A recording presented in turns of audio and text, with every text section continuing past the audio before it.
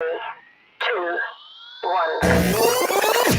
Let's start. Hello, sports fans. Welcome to Fan Stream Sports. Nothing but pure sports. This is the JP Show. JP, it is so good to hear you back on the air. Stand by. Now, here's JP. So this is how it feels in the rest of the sports markets in America. That's Tyoka Jackson, ex-Buccaneer, walking by in the beautiful downtown Grand Central Altice here that we come to you from every single day. This is what it feels like, Nick, I guess, when you're in a middling market where your teams are struggling. This is what it feels. I don't know. It's a little foreign for me right now. I don't know how to feel. Well, good morning, first of all. Yeah. Is it? I don't know. I don't know if it's a good morning because I'm very down today.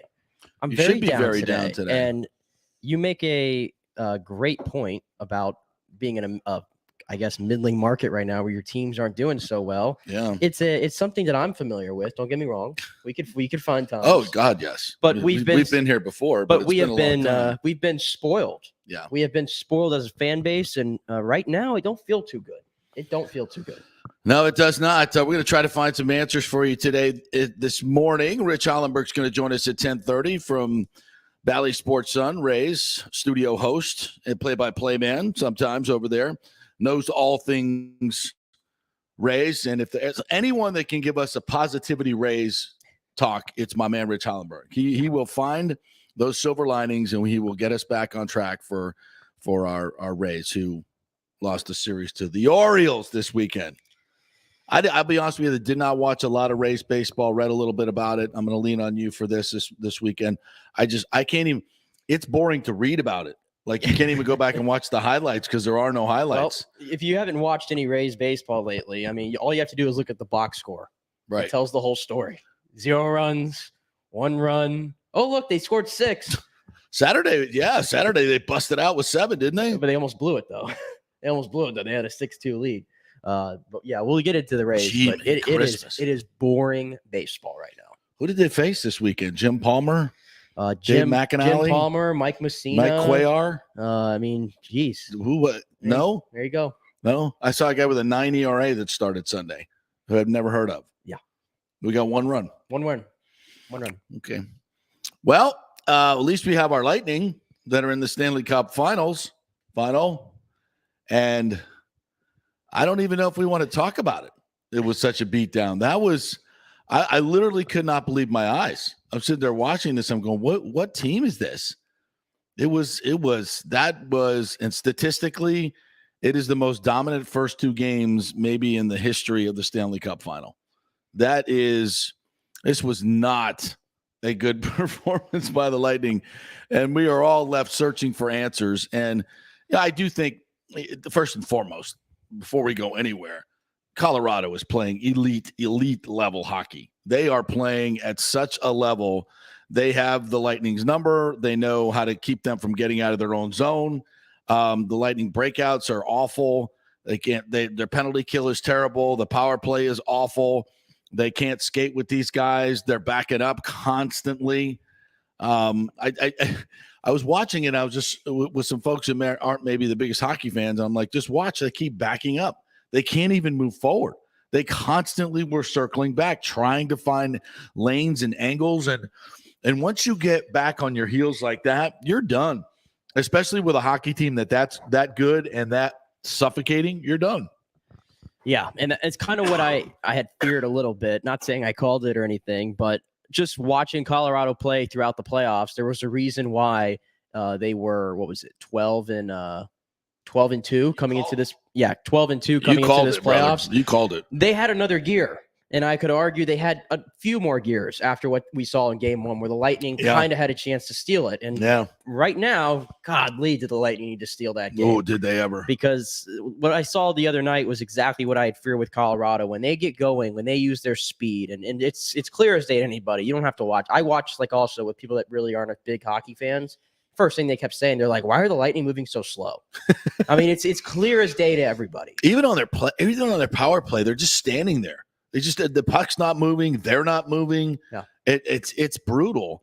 It was just unlike, and of course, I'm sitting here on Friday going, look, we've seen the Lightning do this before. They get the blueprint. They come out and they execute. And it doesn't matter how fast the other team is or how good they are. They will adjust to this. And you said, nah, I think Colorado has another gear. That Wednesday night was not their best. And it honestly wasn't because of the layoff. Yeah. It was there. That was the chance the Lightning had to steal a game. And now they're back up to speed. Yeah. It's like they were bothered by that game one. Yeah. They honestly were like, man, we actually played somewhat decently, and they still kind of had a chance to steal it. Okay, let's turn it up. And they just, from the get-go, you saw Nichushkin, who's been the best player in this series, by the way. This guy's going to get paid. Yeah. You saw the first shift, he was on McDonough's ass right away, and forces McDonough into taking an awful penalty just 1 minute in. I mean, that was an awful penalty. That was a lot of. I mean, he didn't have to do that. No, it wasn't. That wasn't a penalty of, they're trying to stop a scoring play in a certain situation where you have to grab a guy or anything like that. It was just like, I'm gonna physically rough this guy. I'm gonna get up high in his head. It was an easy call. You right from the get-go, you're on your heels. Yeah, and especially with John Cooper emphasized before the game, the key to winning is you got to withstand the first 10 minutes. You got to withstand the first 10 minutes. And what have the Lightning done the first two games? They've spotted Colorado a 2-0 lead in the first 10 minutes of the game.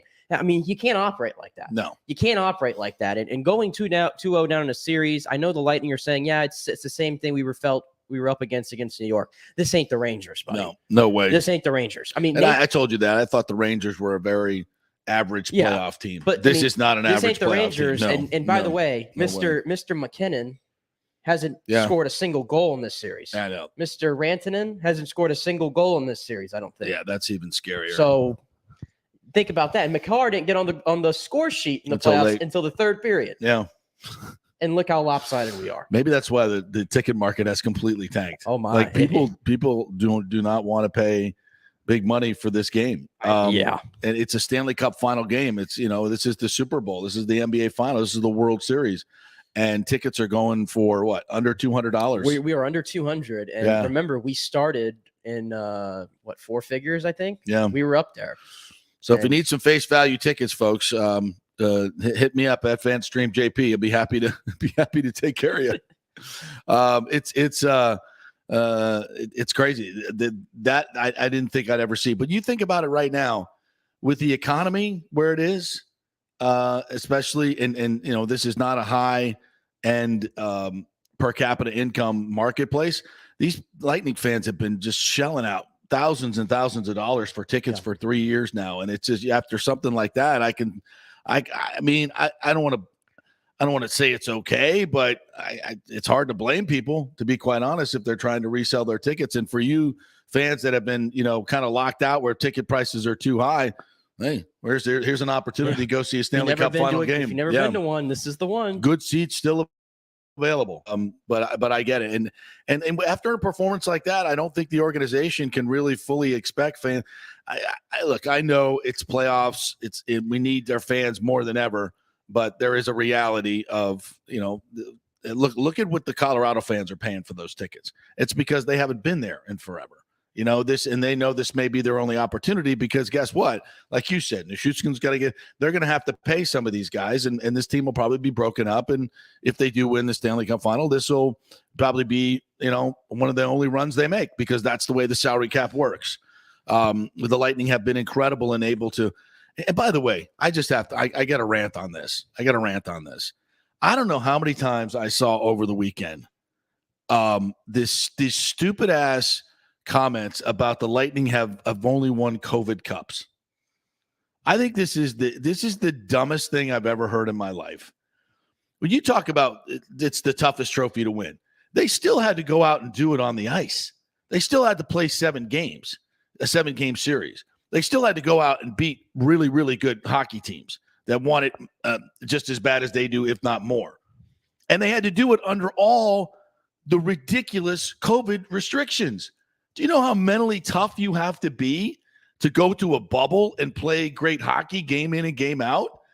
You see how many teams just quit mentally that year? So many teams. If you were to sit there and say it's easier to win a cup in a COVID year, you're a freaking idiot. Was it easier to live your life in COVID? No. And it was worse for the players. couldn't be near their families, all the BS that they had to put up with isolations and staying in your hotel room, couldn't hang out with the players, blah, blah, blah, blah, blah. And you want to say, oh, it was easier to win. How stupid do you have to be to make that comment? Was your life easier during COVID? Was it? I don't know. Was it? I don't think so. No.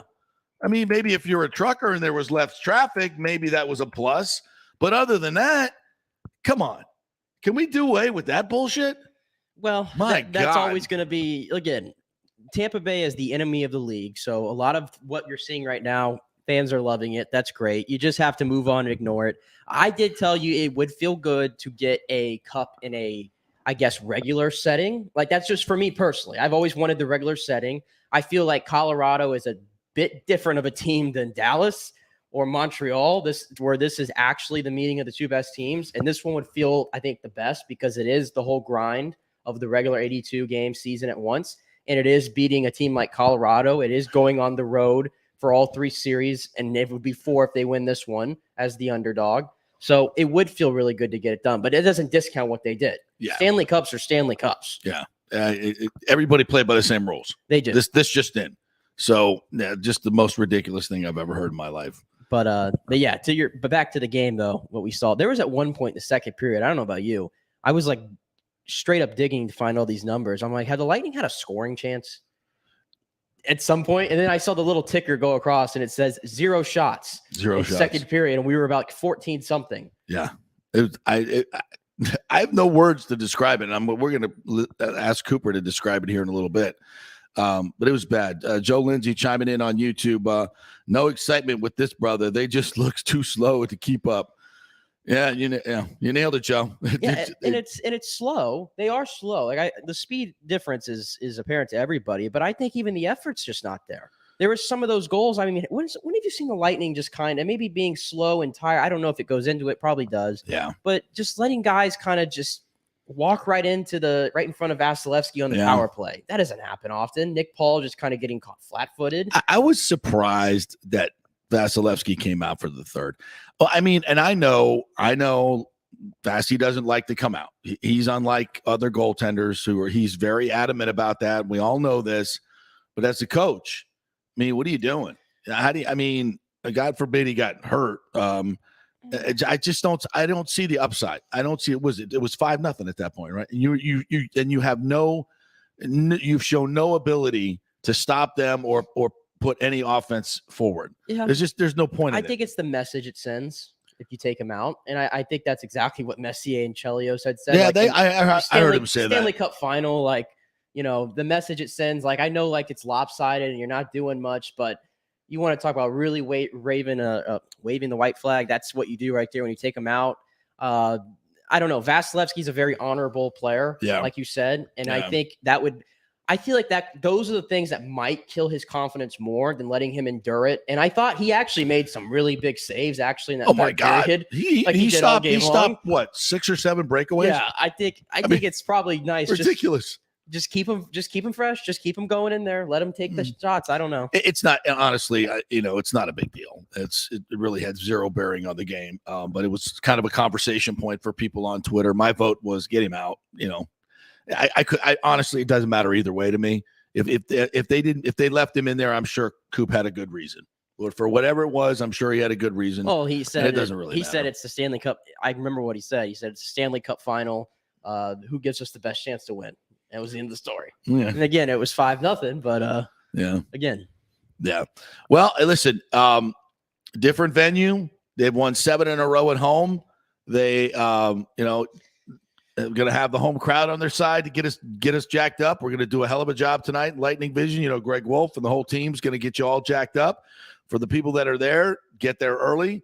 Get your asses in the seat, because the only way we're going to beat this Avalanche team is if we overwhelm them from an intimidation standpoint in our arena, and our team needs that juice to get going. We need something good to happen. Don't forget, folks, this is an emotional sport. Like, I think football and hockey really are kind of a physical, emotional game where teams can really find another gear when the crowd gets behind them. And I think we saw that from the Avalanche. That was a suffocating environment. Not only the altitude, the fans were fantastic. Yeah. They were loud. They were oppressive, as was their team. We need to create that same atmosphere tonight. We got to create that same atmosphere. And I'm curious if we're capable of doing it, because there's just a lot of people that are so down. I know. Well, you know what? If you get in that building, you got to let it all go. You got to get up, and even if we get down, you got to stay with your team. You know, this is when they need you the most. And this may sound cliche to a lot of people, but I'm telling you, this matters tonight. This is when you as a fan really, really matter. You got to get there early, get lubed up, and yell your ass off.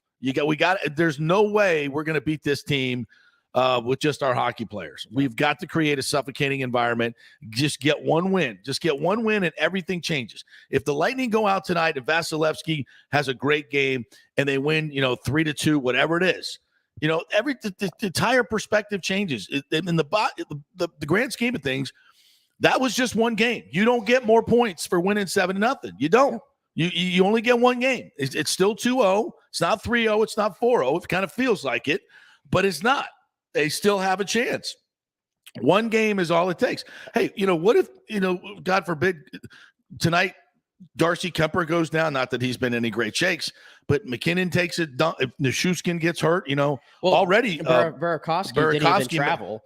So he's not playing. And the trade-off is Kadri did travel. Yeah. And there's talk that he might get in there tonight or Wednesday. We'll see. How effective will he be? Yeah. We already seen Braden Point. How effective has he been through 2 games? Non-existent, I would say. So, there a lot of things can turn. And John Romano mentioned in his column that the Lightning, 10 of their 18 skaters are over 30. And they played 65 playoff games in 22 months. The Avs have played 39. The Avs only have 4 players over 30. Yeah. Are they younger? Are they fresher? Yes, they are. No doubt about it. But experience helps winning too. It does. I don't know. I look at every stat. I look at every number, what my eyes are telling me. I'm not trying to say the series is over by any means. I think I've learned not to count the Lightning out. And you can make the argument too. Until somebody loses at home, let's see. Yeah. Let's see. Right. I can make that argument. But I think that there was the graphic that flashed across my screen the other day that teams that had Colorado's record or better going into a Stanley Cup final, it happened, I think, 4 times. Or 5 times, and every team had won the Stanley Cup. Yeah, I saw so that. I'm just being honest with everybody. Like, similar to how we've been talking about the Lightning are an all-time team right now in this run. Colorado has every bit the guns the Lightning have, maybe more, and are obviously younger, and they're trying to start their own little dynasty. And they kind of have the same nucleus as the Lightning. They have a core of 4 guys, except the goaltender part. But they have a core of 4 guys on the ice who are all under 30, who are all under contract for years, and they're just going to supply them with all these other guys that maybe are undervalued across the league, right? They're very similar to the Lightning. So I'm just telling you, if you lose to Colorado, there's no shame in that whatsoever. Because this right now looks like an all-time playoff team in the grand scheme of things. And that I'm just putting that out there. That's what the Lightning are up against. You got to win 4 out of 5 against that team. Look, if you're being objective about this, which we're trying to be right now, yeah, the Lightning are in a deep, deep hole. It's different than the Rangers. It's different than any other series they've played. But they have come out of it, and they have found a way to win. There's nothing they haven't seen. Like Toronto and just straight up, Toronto and Florida were, I think, more or better offenses in the regular season. And clearly, Colorado has hit their peak, and they are rolling. There's no question about it. They are clearly like their name suggests, they are an avalanche going downhill. That's exactly what it felt like. Yeah, and like this, I mean, I'm comparing everything right now because I have to. It's like you look at the line of Belmar, Perry, and Maroon, and you look how those guys are all veterans. They've all won a lot in this league, right? And you need those guys in the playoffs, but in this series, they just look so slow. They look like they don't belong. Yeah. And the difference is so slow. The difference is Colorado's putting out there like JT Comper, who is like a grind player like that, but he's a lot younger. Yeah. And he's a lot quicker, and he can still do the forecheck. Same thing with Cogliano. They just have all these different guys who just have more wheels on them right now. And that made the whole Lightning 4th line is basically, I don't know how they can even play them more than 6 to 8 minutes a night. I don't know how you can. They look really slow. Really slow. Corey Perry. boy, oh boy. Pat Maroon. I mean, McDonough in the back end has been, terrible. Yeah. Terrible through the first two games. A lot of the Lightning's vets have not come to play. Yeah, well, and there may be something to that. And I heard Coops is going to say something here in the interview, which I think is very, very telling. So let's go ahead and hit that. We're going to get to the U.S. Open. We're going to get to Father's Day. We're going to get to Juneteenth. We're going to get to the Rays. We got lots to get to today. There's even some football news we'll get to. But Lightning, hey, Game 3 tonight. It's a big one. It's the lead story. Let's hear from John Cooper with some very, very poignant things to say about his team. Guys fell down 0-2. I feel like you guys found something in that second period or in that second game, that third period, to build off of. I guess what can you take to build off of after a game like that? Or do you kind of just wash it in and try to look back into what, things that got you here? I don't know. I think there's a lot of time in between the series and games, and you probably focus maybe a little too much on the opponent, and maybe you got to circle back and focus a little bit more on yourself and why are you in this situation and what put you in this situation. And that's something we have to do. We really can't control what they're doing at all. Like, we have to control what we're going to do, and we just haven't done that. And so I think I said this after the Ranger series. Not ideal situation we're in, but it's not insurmountable. I mean, it seems like it's been the playoffs of comebacks all the time. So, our margin for error is not as big as it was a few days ago. But, I think we got to get back to our basics and why we've had success. And like I said, focus a little more on us. Back row, Tim. John, how do you yourself coach turning the page? Oh, I don't know.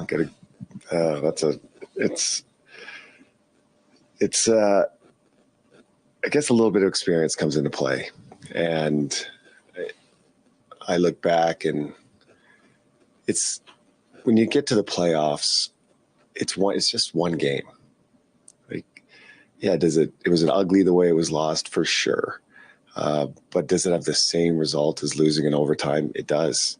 And honestly, sometimes getting waxed like that can be easier than losing the one in overtime because you're so close. This one we were out early, and you find out about your guys and see if they can come back and they can turn the page. But I've over the years been in a lot of different circumstances. Maybe this is a little different, but you just got to break it down. It's one game. So let's move on to game 3. And like I said, focus a little on ourselves and what we've done to get ourselves here. Last night, you said it was a combination of them playing at an elite level and you guys not. Now you're saying you got to focus on yourselves. Do you sort of feel at this point that it's more of your problem than what they're doing? No, I'm not changing anything I said from last night or to today.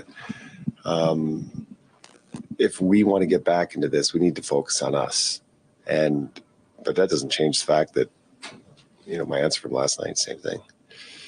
I know you guys don't want to use this as an excuse, but we've talked all this time about how much hockey your guys have played over the last couple of years. I'm wondering if you noticed that at all, and if there's a way, coaching-wise or playing-wise, to overcome all that kind of wear on the tires over the last couple of years. I think having the ultimate goal of the Stanley Cup in the building, and there's only 2 teams left, that trumps everything. I'm not a believer in that you've played a lot of hockey. Isn't that what you want to do? I'd rather be playing hockey than having the 5-month summer every year. So this is what we play for. This is what we coach for. The toll is taken in the playoffs. That's the toll. And the shot blocking, the groins, the hips, the cuts, the bruises, playing every second night, that's the toll. And so when you get to the end, even though it doesn't look like they're banged up, I mean, they're missing guys. We're missing guys. We've got banged up guys. Like it's that's what the playoff toll does. It's not, what happened last year. Yeah, now that I think that's very telling because, this is, as you heard from Coop, they don't make excuses. They're not going to make excuses about altitude. They're not going to make excuses about guys being hurt. Everybody's hurt this time of year, even the Avalanche.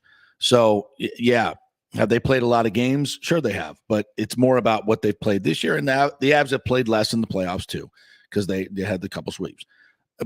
That being said, you can tell that his team is beat up right now, and it has taken a toll for him to even mention that. And I do think, it will affect the way you skate. It affects the way you play. I mean, if you've got a hip or groin or here or there, you can't push off as much. You're just not going to be as dynamic, and they did not look dynamic at all. They did not, and that's why I really have a lot of concern. I have a lot of concern. I mean, it's an easy statement to make when you lose 7-0. Don't get me wrong. But I was concerned kind of going in and losing 7-0 like that in the fashion that you did and not really being in it and being down 3-0 after one period, 2-0 after 10 minutes. And that was after the same thing happened in game one and nothing really changed. Yeah, I have my concerns. You look at the heat map, the Lightning did not get in front of Darcy Kemper. No, there's nobody in front of the net. Nobody. Once. They couldn't cut into the slot. Every shot came from the outside or it came from up top. That's it. And a lot of those shots didn't even get through to Kemper because Colorado blocked everything. It was a world-class game, honestly, by Colorado. And the thing is, you could say, can it get worse than that? No. There's no way it can get worse than that. No, I think the Lightning will play a competitive game tonight. There's no doubt about it. It's not going to be 7-0 like it was. I trust this team too much. They have too much pride. And there's hockey again is a game of momentum. And when it starts rolling downhill, it can get really, really ugly. And that's what we saw. All right, let's finish up with Coop. Got a couple, I think one or two more questions here. We'll do one more in the back, Joe. Sam just mentioned last night that it's one thing to respect the opponent, but to not to give them too much respect. Do you feel that's somewhat what's happening too, where you guys are giving them too much space or not like playing your guys' game that you guys, I don't think so. I think we respect all our opponents. This team is a pretty focused group, but they're not a arrogant group in the sense that they never have had a feeling of we're better than this other team. I think we respect our opponents. Everybody poses a different challenge, and these guys pose a challenge that we haven't quite seen. And you know what? We just got to overcome it. So it's time to man up and get stuff done tomorrow night. There it is. Time to man up and get stuff done tomorrow night. Listen, this team has come back from a lot of they came back from 2-0 down and 2-0 in the game against the Rangers. They won an overtime game 6 elimination game against Toronto. Came back and won game 7. This team has had their back against the wall, and that's when they play their best hockey. I mean, would it really shock you tonight if they came out and dominated the Avs? I would say dominated. Just it would. Get a win. Just get a win. Would it shock you? Yeah. It wouldn't shock me. The good thing is about the Lightning is they can win so many different ways, right? Which we've been over. And if they're going to win one against Colorado, if they're going to get back in this series, they're going to have to claw their way back in, almost literally. Yeah. You have to claw your way back into the series and claw your way into a win. You can't play the brand of hockey the Avalanche play. The Lightning can play, but they can't play it against this team.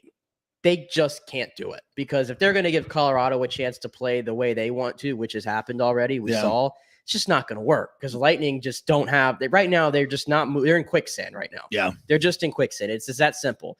Braden Point, I don't know. I don't think he's 100%, nearly anywhere 100% healthy. He's playing because it's a Stanley Cup Final, and that's what you do. Yeah. Okay?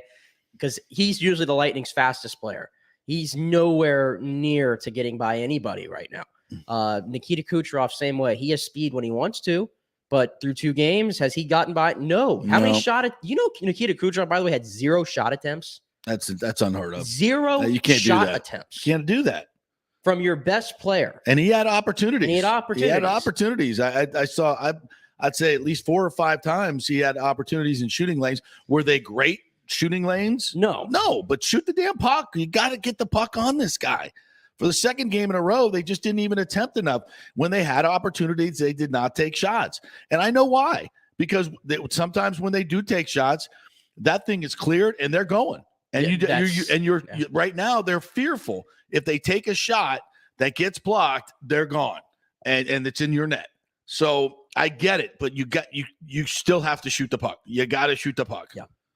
So, all right, we'll take a quick break. When we come back, we're going to delve into the Rays. No one better to have on the show than Rich Hollenberg when the Rays are in a bit of a funk. He always talks us up, and we figure it out. We always bounce back. So we're hoping for some a great sermon from the pastor, Rich Hollenberg. Or should I say, well, you know, when we come back. Stay with us.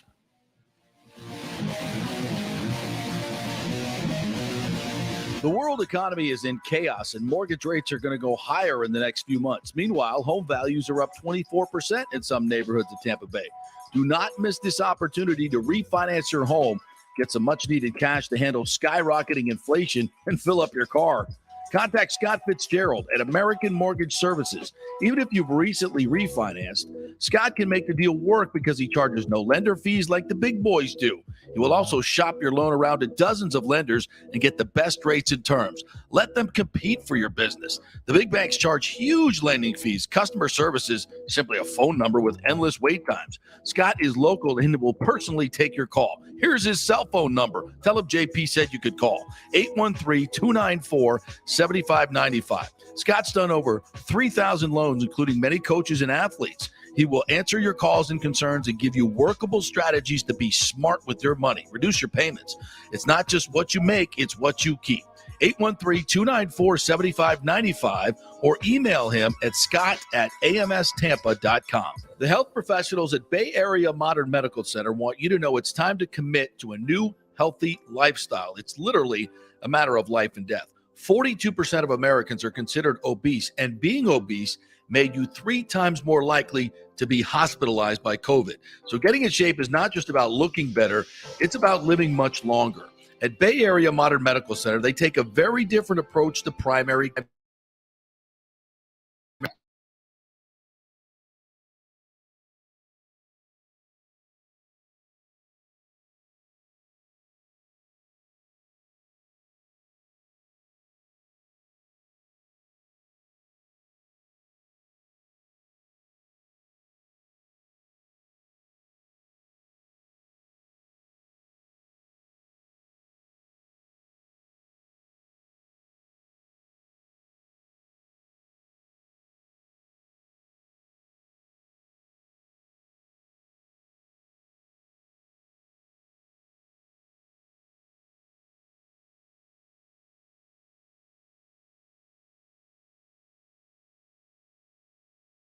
Until it's too late.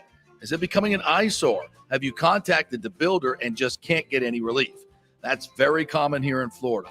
So call the law offices of Christopher Palermo. They can help you. Call 813-221-5636. That's 813-221-5636. He's recovered millions for his clients. The law offices of Christopher Palermo at PalermoPA.com. Coming back at you. Now, more with JP on FanStream Sports. It's only just begun.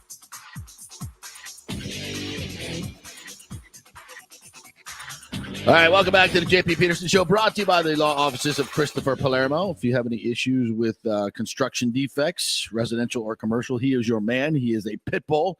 He will go after your insurance company if they're not giving you the right settlement that you deserve, and rarely do they. Or if you have a construction complaint against the builder, he is your man. PalermoPA.com. Give him the email, give him a call. Free consultation to let you know if you have a case.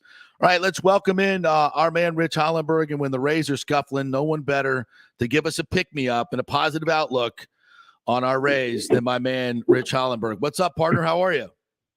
They're still winning the World Series, JP. That's breaking news. Is that positive enough? Is that an injection of optimism? Yeah, absolutely, bro. You might be getting drug tested here soon, but yes, I'm very positive. And the Lightning are going to win 4 straight, right? After what we saw Saturday night, I feel like Tampa Bay mid 80s right now as far as our sports go. But it's just one weekend, so we still have faith. Yes. That is correct. Listen, I said this last week on a couple of our shows, JP. Let's not be Chicken Little here. The sky is not falling yet. Right. We're talking mid-June. We're talking the best division in all of baseball. Yes, we're not used to feeling this way, and that's a good thing, right? We've had multiple years of 90-plus wins. Last year, we won 100 games. So we're not used to this kind of scuffle. But all I have to do is kind of rattle the cages of your memory banks. Yep. And last year, we had a 9-game road losing streak. It was right around the time that Tyler Glasnow went down and out with his injury. Oh, yes. And that was around this time of year. I can't remember the date exactly, so I might be off on that. Yeah. But a 100-win team lost 9 straight road games. So going 2-7, not ideal. Yeah. Trust me. But the fact that the Rays have lost so many games by 1 run, that's the good news and the bad news for me. Because in the last couple of years, that's been our bread and butter. Kevin Cash knows that his team is going to play a lot of close games because of the style of play. Run prevention predicates that you're going to play close games. This year, they're 12-13 now in one-run games. Ooh. That would concern me more than the 2-7 road trip that they just completed. Yeah, and the biggest thing is, we're missing a lot of key players right now that hopefully we will get back. I mean, let's run down some of those guys and what you're hearing in terms of when Wander gets back. I guess Brandon Lau had a setback. Catch us up to date on some of these key players.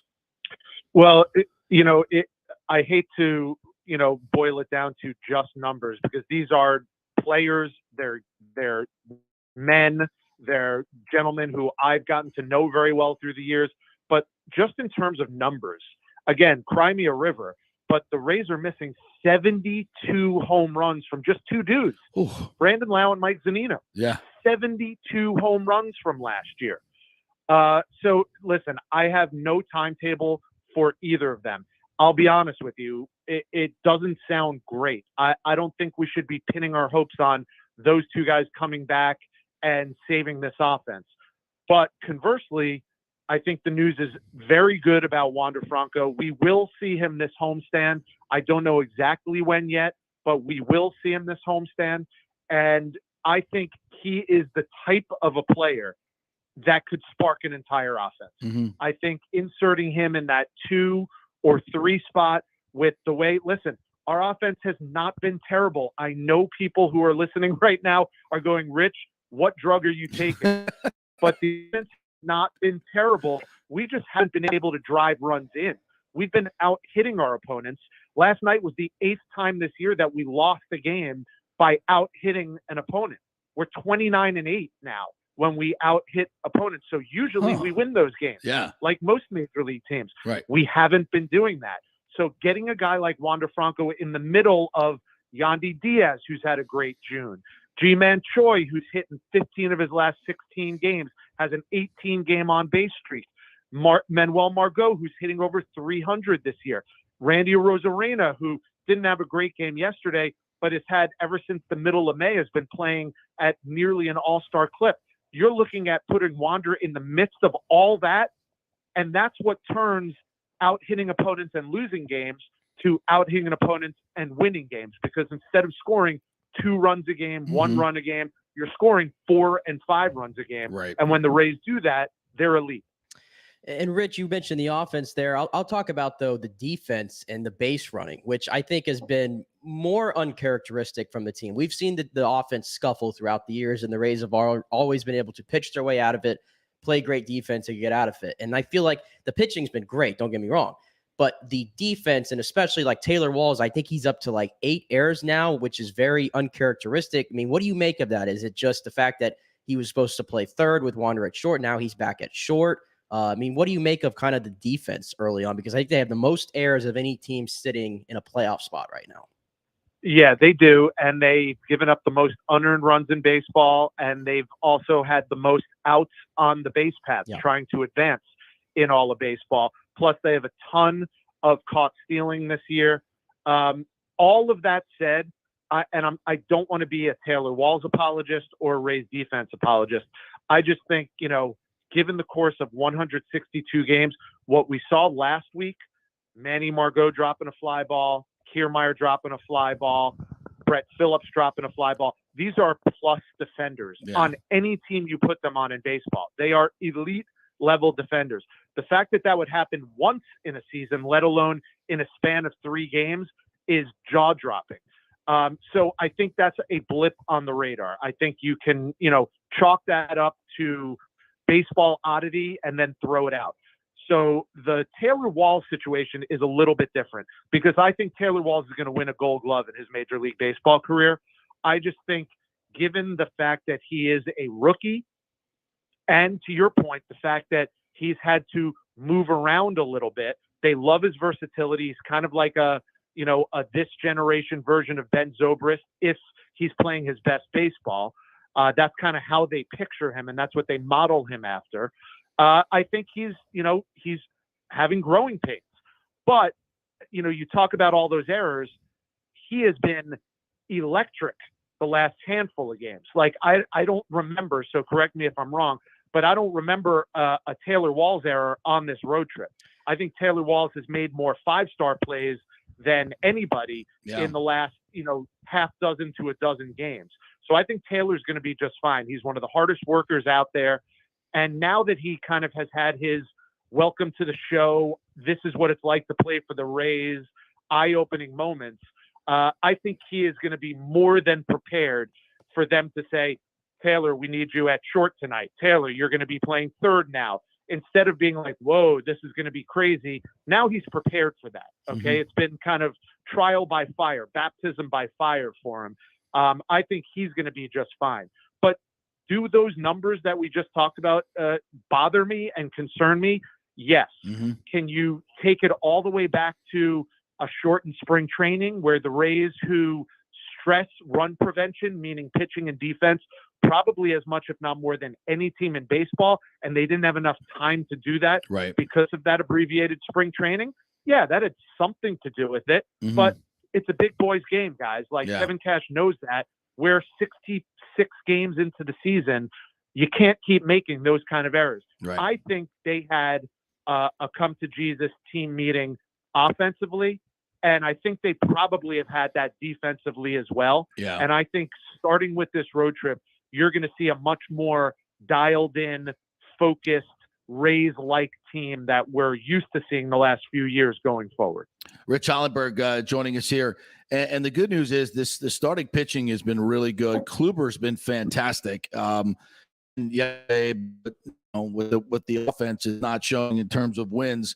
But I think that's also something that portends very well for this team. And they're going to get some arms back as they go through this season as well. So it could kind of hit a little bit on the pitching staff there and the bullpen as well. Yeah. And JP, it's a little bit of a reversal from what we're used to seeing, even this season. Like, I think they came into this season going, okay, we feel good about our starting rotation. We feel great about our bullpen. Right. And now, because of all the injuries, I think they're having to kind of pivot on the fly and say, all right, we thought our starting rotation were going to be basically a bunch of really good 5-and-fly guys. Give me 5 good innings, and then after 2 times through the rotation, we're handing it off to the best mix and match bullpen in baseball. And now they just can't do that. So luckily, they have Shane McClanahan, who can make an argument to be the best pitcher in all of baseball, let alone in the American League, if not one of them. They have Corey Kluber, who's that uber veteran who they love having in their rotation, who looks like he's pitching as well as they could have hoped when they signed him in the offseason. And then you have 2 guys who were somewhat of a wild card when they got the call to join the rotation. Drew Rasmussen, who unfortunately is on the injured list now, and Jeffrey Springs, who has been maybe the most pleasant surprise of all. You have those guys. I mean, that's a starting 5 that you would take and put up against anybody in all of baseball. So if those guys can continue at their pace, and then, we need arms back in the bullpen. Somehow, some way, and I don't have an update for you on Fairbanks, but I know he's progressing. Gotta get him back. The news is better on Luis Patino, and the news is obviously better on Shane Baz. We saw what he did in his last start. Excellent. So you you Sharpie him into that starting rotation that we were just talking about. But, Josh Fleming has been excellent in AAA ever since they sent him down. I wouldn't be surprised if we see him sooner than later as well, maybe even in this Yankees series. And I'm hearing that Josh Lowe might make another appearance to try to spark this offense Yeah, a little I bit. think you got to do that at this point, no doubt. Even if it's at the expense of maybe one of our really favorite players, but you got to do what you got to do. And speaking of the Yankees, here they come tonight. As good a matchup as you could hope for. Cole against McClanahan, and you just look at those numbers. Garrett Cole 6-1 with a 3.33 ERA. McClanahan 7-3 should have 9 or 10 wins. With a 1.84 ERA. His ERA is almost half of what Garrett Cole's is, if you can believe that. What a matchup tonight. The only bad thing is I'll be at Amalie Arena with 20,000 of my favorite friends, but we'll be able to keep an eye on the first hour of the game anyway. Yeah. You and I could just text each other back and forth with all the Fair positive enough. updates. Yes. Ray scored. Lightning scored. God, I hope so. Yeah, this series is let's call it a measuring stick, okay? Because there's no time to panic just yet. I do think it's safe to say that the Yankees are the best team in baseball. I'm still not sold on this team winning 120 games like everyone's like falling all over themselves about. Aaron Judge, if he stays healthy, that is a huge if. Yeah. Stanton is not going to play, a lot because, history dictates that he's going to go down again. The rest of that offense is not all that impressive other than, of course, Anthony Rizzo, who's having, a terrific year so far, in large part due to the right field fence in Yankee Stadium. Put him on the road, maybe a little different, although he hit a grand slam the other day in Toronto. Yeah. But outside of that, their offense is fairly pedestrian, similar to the Rays. Yeah. So I think this series is going to be a measuring stick. I would like to say that the Rays need to win 2 games out of the 3 so that they don't, sink even farther in the standings, because it's not really about the Yankees anymore at this point. Right. It's about the Blue Jays, and we're only 1 game ahead of the Red Sox now. Yeah, I know.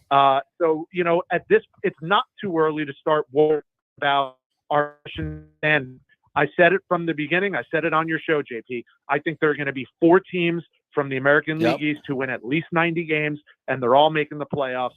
I'll stand by that still. I would agree with that. It's a question of where are you going to be in those standings. You don't want to end up in 4th place in the AL East, even if you do make the playoffs. Yeah. And you mentioned this being a measuring stick series. Sorry about that. Against the Yankees. I mean, they just played them obviously last week, and I know they got swept, but I made the argument then, look how many unearned runs the Rays spotted the Yankees in that series. Right. And have, honestly, in the 7 games they played against them. Every game, except for maybe 1, I think, has been really close. And a few plays here or there, the Rays maybe are 5-2 rather than 2-5 against the Yankees. So can I already make the argument, measuring stick wise, the Rays have actually shown up to play, at least pitching wise, against the Yankees, and they just need a few hits to go their way, right?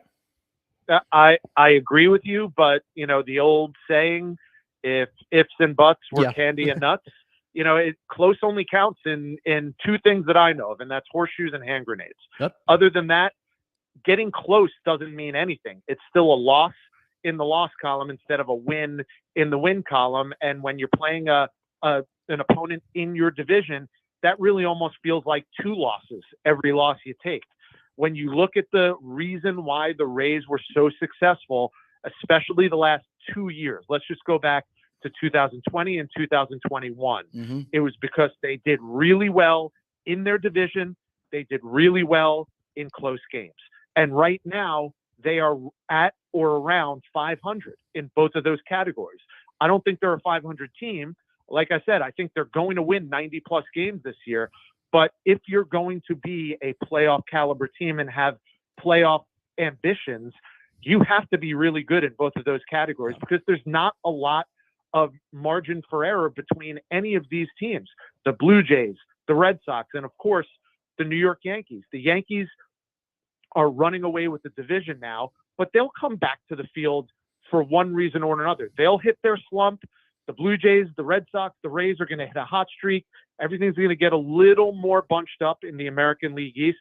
But then you get to a playoff series, and how do you fare in that playoff series? And I still, because of the way they play baseball, I still like the Rays in a short series. But you just have to get to that point first. So I do think it's a measuring stick because the Rays have to prove to themselves, okay, we've shown we can play in close games with these guys, but we have to show them that we can win some of these games as well. They did that the last time in a 4-game series at the Trop. They ended up splitting, and all those games, except for one, were really, really close too. So expect 3 more close games Monday, Tuesday, Wednesday. The Rays need to take 2 or 3. All right. Speaking of Tuesday, before I let you go, that's the Florida man Mike Zunino bobblehead night with the gator and everything. I got it. I got to have one of those. You think you can kind of snag one of those for me? Well, I'm laughing because he sounded all down in the dumps about it. Maybe now I realize, now you're just saying that because you want one. Yeah, that makes me feel better. Just kind of keep my voice a little low because collectible. I know how in demand they are, and it's the big deal. Maybe I'll have to just drag my ass out there on Tuesday and get my own. That's what I would go on record, JP, and say you are the media version of Mike Zunino. You're the sports media Florida man. What would that bobblehead look look like? like? In my heart. What would that bobblehead look like? Bottle of Tito's at my feet, right? Exactly. Oh, we could have some fun with that. All right, partner. So give us a little quick promo for tonight's big pregame show and all the stuff you got going on. Well, as a matter of fact, I didn't want to tell you this beforehand because I thought you would cancel my my appearance on your show. Never. I am off these next 3 days. Oh my God. So I'm enjoying family time. But that said, I cannot stay away from a game like tonight. So I'll be at the game. Oh, wow. I just can't tell you what's going to be on the pregame show okay. tonight. I'm sure they'll have a nice breakdown of Aaron Judge and Shane McClanahan. Let's just say it's always a great show. So who's hosting tonight? Trisha? Yeah, Trisha's filling. Beautiful.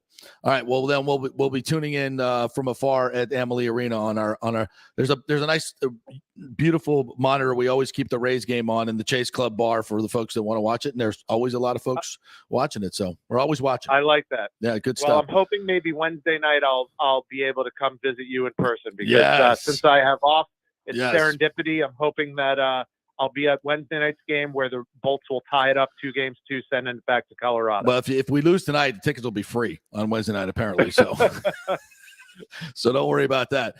Hey, by the way, happy Father's Day to you. You're an unbelievable dad. I follow you on social media all the time, and you're always out and hanging out with your kids and doing great stuff with your kids. You and Doug both. So, happy Father's Day to an MVP dad like yourself. I hope you had a good one, and I certainly did. So, hope you did too, buddy. I appreciate that, partner. Right back at you. All right. The great Rich Hollenberg. Thanks, buddy. He's got an off night, and he's going to the Tropicana Field. That's dedication. That's dedication. That's a baseball fan right there. That is a big-time baseball fan. How could you not go? I mean, right? I mean, I hate – why does that Cole McClanahan matchup has to be on this night? I know. Everybody's there's been nothing to watch for like a week. Everybody's attention is going to be on the Lightning tonight, biting their fingers maybe about this game. Yeah. Yet we're going to have a pitching matchup like that. I hope we're on the edge of our seat. I hope so. Maybe not. Maybe they'll be turned off and they'll go back and watch the pitching matchup. I don't know. By the way, if you're looking for a cheap ticket to get in tonight for the Braves, you know a guy? Outfield ticket will start at $47 in row FF. Bad outfield ticket is $47 before the fee. Then the fee, then the fee fum fee. I'd pay it. And no, you won't. Yeah, I would. You would not pay 40. You would not pay what would amount to $60 Full for an disclosure, outside. I was about to buy tickets to this. You can get into before I you can realized get in a the Lightning game play. tonight for 60. No, you can't. I think you can. No, you can't. I think you might be. No, my parking and maybe a beer or two is $60 probably. No. Maybe. No, if you go $47 for an outfield ticket. I'm telling you, I already went through this whole process and then realized the Lightning play tonight. Come on, dog. Are you serious? Yeah, I might go to tomorrow's game, but the pitching matchups right now are TBD. So I'm trying But to you get see the what's gonna Florida be. man bobblehead, bro. That's true. That's The worth Mike the price Zunino, of that's- admission. that's a It's shame he's collectible. not going to be out there. Yeah. Unfortunately, but Yeah, they need to like cut off his left arm to make it more realistic. That's ridiculous, bro. the Yankees. This is 40 cents baseball. I'm not talking about the most. I get it. Some of these tickets should be expensive, but not a bad outfield seat. Should not be $47 or $60 after the fees. I mean, it shouldn't. I'm sorry. I'm having no ticket discussion anymore. Any further? No ticket discussion. Why? If you're going tonight, you're going to see a great Wait a minute. matchup between Are two these great all- teams. What are you looking at? These are all sold out. There's nothing available. Well, yeah, it's. What do you expect? Well, where is that? That's right behind the Yankees dugout. Yeah. Yeah. The Yankees behind the Yankees dugout is all sold out. Rays dugout, plenty of good tickets available. I mean, yeah, it's probably going to be like 90-10 tonight with the Lightning going on. We all know that. Not news.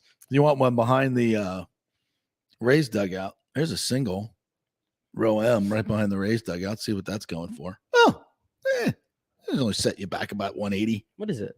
147 after fees, so 10%.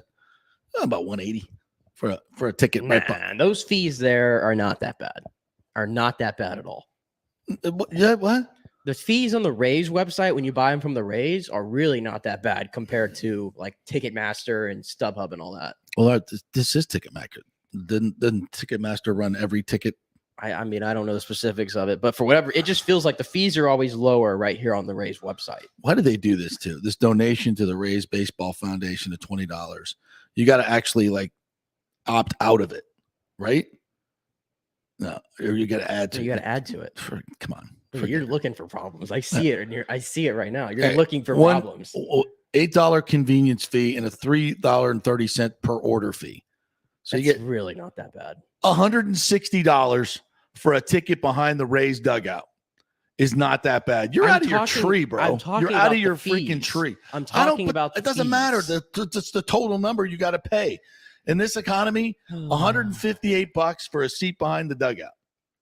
I mean, I'm not going to do it right now because I have just full disclosure, everybody. I'm about to be a homeowner soon. Hey, congratulations. So the wallet is a little bit more thin in these parks, but and our man Fitz helped you out, right? Yes, he Tell did. the folks about that.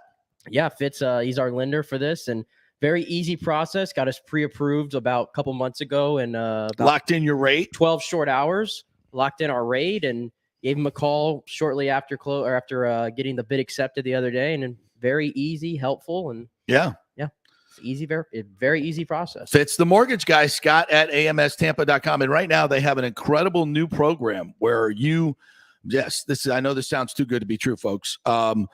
Income verification, don't have to do it. You can even have credit score as low as 640. It's a government program, and it's only available in certain zip codes, but you'd be surprised at some of the zip codes that you can buy. It's a government program to help get home sales in some lower income zip codes. But again, if you look at these zip codes, there's some very desirable zip codes. So you got to try it out. I mean, it's literally a revolutionary, and you get rates below what you can get at the banks because of this program. And they're the only lender that has been given access to these funds. So in the area. So Scott at amstampa.com, Scott at amstampa.com. Give him, just email him, tell him you want to know about a little bit more about the program, and he will hook you up. Hey, and if you ask him, when can I give you a call? He'll tell you anytime, 24/7. Yeah. He'll pick up right away. Yep. And it's very, very easy to talk. He's very, very easy to talk to. Simple process. I was at the casino with him the other day, got a call, and he was on a run. Yeah. At the casino. Got up from the table and took the call. How about that? And I was like, who was that? Like somebody dying? He said, no, just a customer. Yeah. And I'm like, dude, you were on a run. And he's like, yeah, I know. Business is business. Duty calls. There you go. So absolutely, you got to get into this new program, and even if you're looking for other zip codes, that's fine too. He's going to find you the lowest rate because he doesn't represent just one bank, represents dozens and dozens of lenders. He's going to shop it around and make it as easy as possible for you. And it's not just the loan that he's going to do for you. He's going to look at all your finances and say, you should do this, you should do that, pay off this, pay off that, do this, do that with your refi money, blah, blah, blah, blah, blah. And can really help you as a financial advisor as well in that realm. So Scott at AMS Tampa, that's American Mortgage Services, Scott at AMS Tampa. All right, quick break. When we come back, the great Brian Bradley is going to join us. He was there Saturday night. He may still be bloodstained. I'm not sure. But we will get his perspective on what the Lightning need to do to get back into this when we come back.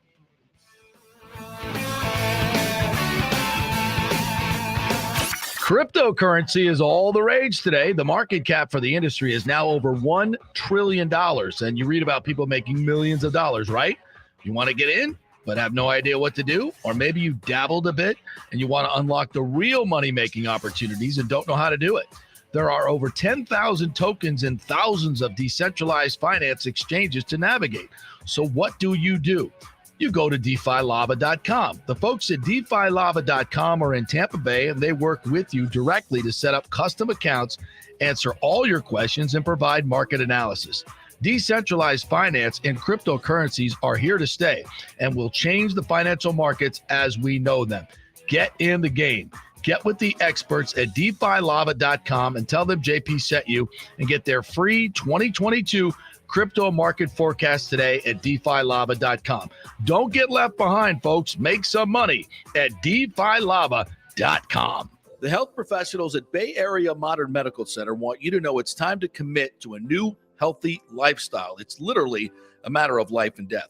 42% of Americans are considered obese, and being obese made you 3 times more likely to be hospitalized by COVID. So getting in shape is not just about looking better, it's about living much longer. At Bay Area Modern Medical Center, they take a very different approach to primary care.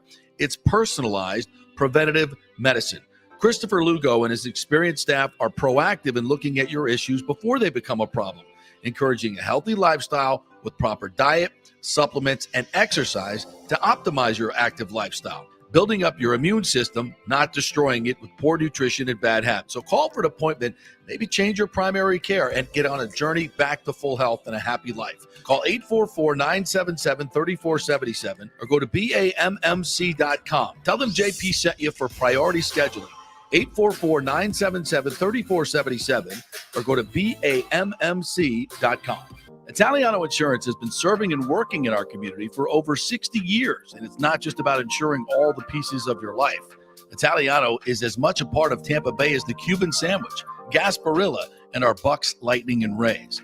They're also active supporters of great charities like the Humane Society, Metropolitan Ministries, and local pediatric cancer centers. Hey, we all need insurance, so do business with a local company with a commitment to our community. Don't call some 1-800 number. Call Italiano and be greeted by one of your neighbors. That's 813-877-7799 or ItalianoInsurance.com. Named the Small Business of the Year by the Tampa Chamber. 813-877-7799. The world economy is in chaos, and mortgage rates are going to go higher in the next few months. Meanwhile, home values are up 24% in some neighborhoods of Tampa Bay. Do not miss this opportunity to refinance your home, get some much-needed cash to handle skyrocketing inflation, and fill up your car. Contact Scott Fitzgerald at American Mortgage Services. Even if you've recently refinanced, Scott can make the deal work because he charges no lender fees like the big boys do. He will also shop your loan around to dozens of lenders and get the best rates and terms. Let them compete for your business. The big banks charge huge lending fees. Customer service is simply a phone number with endless wait times. Scott is local and will personally take your call. Here's his cell phone number. Tell him JP said you could call. 813-294-7595. Scott's done over 3,000 loans, including many coaches and athletes. He will answer your calls and concerns and give you workable strategies to be smart with your money. Reduce your payments. It's not just what you make, it's what you keep. 813-294-7595 or email him at scott@amstampa.com. Have you purchased a home in the last 10 years and the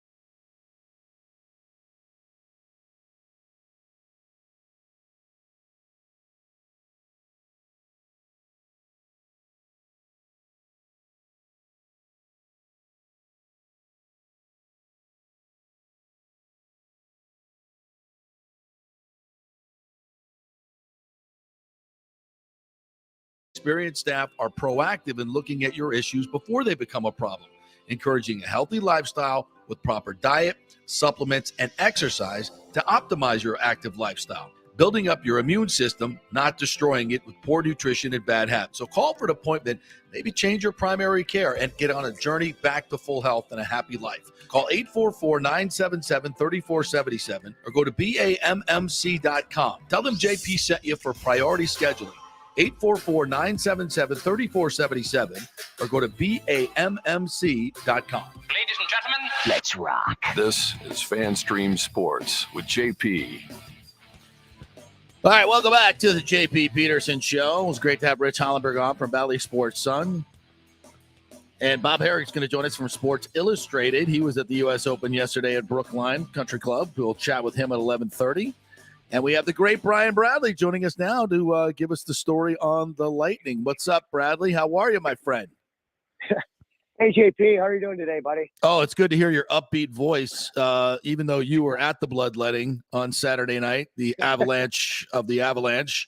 That was as bad as I think I've ever seen the Lightning play, brother. But you were there in the arena. It just seemed like the Lightning were just suffocated by the Avalanche players, the crowd, the atmosphere, everything. What was it like? Yeah, you know what, JP? You can't sit here and lie. I mean, we'd like to, but it was just a tough game. It was a tough game to watch. I mean, you know what? It started off bad. We got a penalty, then they got a goal, and then Manson scored, and then they got off to a quick gate. It just seems like we didn't have any legs, any jump. Yeah. And you know what? It just went through the whole game. I mean, let's give Colorado Avalanche some credit. They played a whale of a game. I'm not kidding you. They started from the first shift to the last shift. They were playing. The ball arena was rocking. I mean, it was a big time win for them. But you know what? It's one game. I mean, the thing about it is we played the Rangers last series, and it's almost the exact opposite. The first game we were terrible against the Rangers in game one and got better in game two, and then this one we were actually not bad in game one because I was at game one and two. Yeah. We actually almost won. We could have won that game. We had a power play in game one if we score, and we don't, and they score in overtime. So, it could be 1-1 right now, but I'm not sure what happened in game two, whether we were not ready to play or we didn't have any legs or the altitude got to us. But you know what? Let's be honest. Win, and I said it on TV, this has to be the best game of the playoffs tonight. Yeah. We're in front of our home crowd, which is going to be rocking. The players know what's at stake. You can't go down 3-0 to the Avalanche. No. If they win tonight and make the 2-1 series, it's game on. But they got to be better. And you know what? They got to talk about some of the factors. You got to be ready right from the opening puck drop. Like, we need to get that first goal. Yeah. And in the first 10 minutes, we need to play. Like, you know what? Not stand around and watch the Avalanche. I think that's what we're doing a bit. We're so worried about structure and being in this zone and doing this that we forget sometimes what we're doing. We still got to go play the game. Yeah. We still got to go on the ice and skate. And we didn't do that in game two Saturday night. And it was just, there wasn't one good player on the ice. I mean, honestly, I just think the whole team as a collective there, I don't even know if there's one, maybe Maroon, Corey Perry and Bellemare, that line was actually okay. But everybody else, there was just not a factor. And you know what? When you look at, we had 7 scoring opportunities. That's the lowest in the NHL this season. I know. 7 shots at even strength. And, Kucherov had 0 shots on goal and 0 shot attempts. Yeah. And Stamkos had 1. The numbers are just off the chart. I mean, it's just, hey, it's one game. If we win tonight, everybody's going to be talking tomorrow how the Lightning came back. That's all they got to worry about, what they need to do tonight. Avalanche has got a fast team. They play with speed. And I think, even though, honestly, I will say this, it wasn't Vazzy's best game. Let's be honest. No. But I'm going to tell you something. It could have been 12-0. Vazzy made 4 or 5 major saves there, like breakaways and 2-on-1s that probably most goalies don't get. So the game could have been a double-digit game except for Vazzy. And I agree. People talk, should they pull Vazzy? Should they keep him in the game? Yeah. I think they kept him in the game. He's been there the whole time. You win and lose with your best players. Yeah. And Vazzy's been there. You know what? He's been there, and they won 2 Stanley Cups. And, he probably didn't want to come out. He wanted to win or lose with the team. And you know what? I give them a lot of credit and Coop for not pulling them out because, hey, maybe you're showing the other team, we're defeated if you pull the goalie. Yeah. You know what I mean? Yeah, I don't mean, know. We were There's talking about two it. ways to look at it. We were talking about it. Go ahead. Everybody was talking about it on Twitter. Honestly, it's a non-subject. I mean, you're down 5-0. Yeah. Said it's if he wants to stay in there, we all know Vasi doesn't like to come out. So if that's his preference, then fine, whatever. Doesn't really matter. I was just embarrassed for him. He was under an assault. I didn't want him to get hurt or just lose his confidence because every time he looked up, there's 3 guys coming at him, and there was nothing they could do. Yeah. Have you ever played in a game, Brads, where you're on that end where even though we may consider the Avalanche a little bit better than Lightning, but Lightning were so outplayed, but it's just the ice just tilts and you just can't get it back. Have you ever played in a game like that? Yeah, I have. I played in a couple games where, not in the Stanley Cup playoffs, maybe like that, but right. I mean, that's the difference. I mean, you know what? If it's a regular season game, you regroup, but I played in a couple games where I've lost 10 or 12-0. I mean, it was just a bad game. Right. You know what I mean? It's just I played Mario Lemieux one time. We were playing for Toronto, and he beat us 10-0 in Pittsburgh. And he had like 7 points in the game. And then Calgary one time with the Lightning, we lost 12-0 in Calgary. And the next day we had to play in Edmonton, and we won like 5-2. So hey, the guys know what's going on. They were embarrassed. I mean, I said this before. They need to have their best game of the series. The Lightning are 7-0 at home right now, the last 7 games. But the Avalanche are 7-0 on the road this season in the playoffs. So something's going to give tonight. Yep. And the Lightning, they need to come out and play their best game of the playoffs right now. Hey, there's nothing to leave it on the line. Right. We all know what's at stake. So you know what? To me, they're going to come out with fire in their belly, snot in their nose, and make stuff happen tonight because you know what? They can't play like they did last game. To me, I will be shocked if it's anywhere close to what happened last game in Denver. I'm expecting the first 10 minutes we come out here flying like we've never, like it's our first game of the season. And you know what? I don't know if the altitude, we had no legs. I'm not sure what exactly happened in game 2 there, but it's over. There's nothing you can do. Colorado had a great game, and, we never played well at all. So let's be honest. It's not like we had a great game and Colorado they dominated from the beginning to the end. And you know what? Sometimes you got to give your opponent a little bit of credit. And you know what? They're a fast team. They transition great in the neutral zone. But like I said, we got to get our forecheck going. And, when you forecheck, you've got to have a guy high. That's what killed us. Yeah. We were forechecking aggressively, and you know what? We were getting 2 or 3 guys caught behind the net. And you know what? The Avalanche, you transition as fast as anybody out of their zone in the neutral. And they were on 3-on-1s and 3-on-2s, and there was a 4-on-1 one time. Yeah. And what's Vasi going to do? You can't stop 100 shots. No. And you know what? I'm going to tell you this. It was bad. It was bad when I saw the Lightning on the power play and we iced the puck. Like when you're on a power play and you ice the puck, that's almost impossible to do. And I was like, oh my God. And then you know what? It's one of those games, you know what? Right. So but it's just one game. It's one game. It's one game. They don't get credit for 2 wins. Nope. And you know what? The Avalanche still have to go. They have to win 2 more games against the defending champs. So let's see what happens tonight. I feel good. I think they're going to come out like we think they're going to come out. And you know what? I think we need to score some goals. We need to get more shots on Darcy Kemper too. Let's be honest with you. He's not a great goalie. No. I think he's a good goalie, but he's nothing special. No. So at the end of the day, we need to get some shots on him. 7 shot attempts. That's the lowest of any team in the NHL this year, including playoffs, regular season and playoffs. And you said nobody played well, and I 100% agree with you. But how can you have you been able to assess how Braden Point has been? I mean, obviously, I don't think he's been as noticeable, but maybe if you've watched him skate out there, does he look like he's anywhere like game ready, or is this a case of it's the Stanley Cup Final and he's playing? You know what? You know what? I'm going to be honest here, and for all the Lightning fans, and I mean, I love Braden Point. He's a great player. You know what?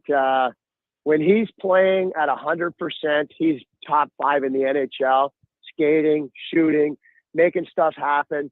But to me, I'm being honest here. I don't think he can play. He's playing at maybe 60%. Wow. And that's not good enough for us.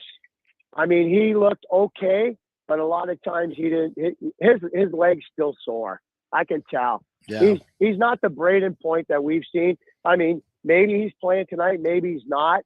But at the end of the day, I mean, I love the kid just for trying with what, being injured so bad. I mean, but sometimes is it worth having Braden at 60% when you can have another guy at 100? Yeah. I mean, it's not that Braden doesn't want to play. He's got the heart of the line. He's a two-time Stanley Cup champ. And the kid, if he's 100%, he's a game changer. Right. But he's not. He's not. And he's not a factor on the ice. And we all know how Braden plays because we've watched him for the last 3 years, especially in the playoffs. He's dynamic, but he's just not there right now. And you know what? Maybe something will change tonight, but I sure hope so. But I don't know if he's in. I don't know if he's out. He did not skate today at the morning skate. He was one of the only guys not on the ice, him and Bazzi.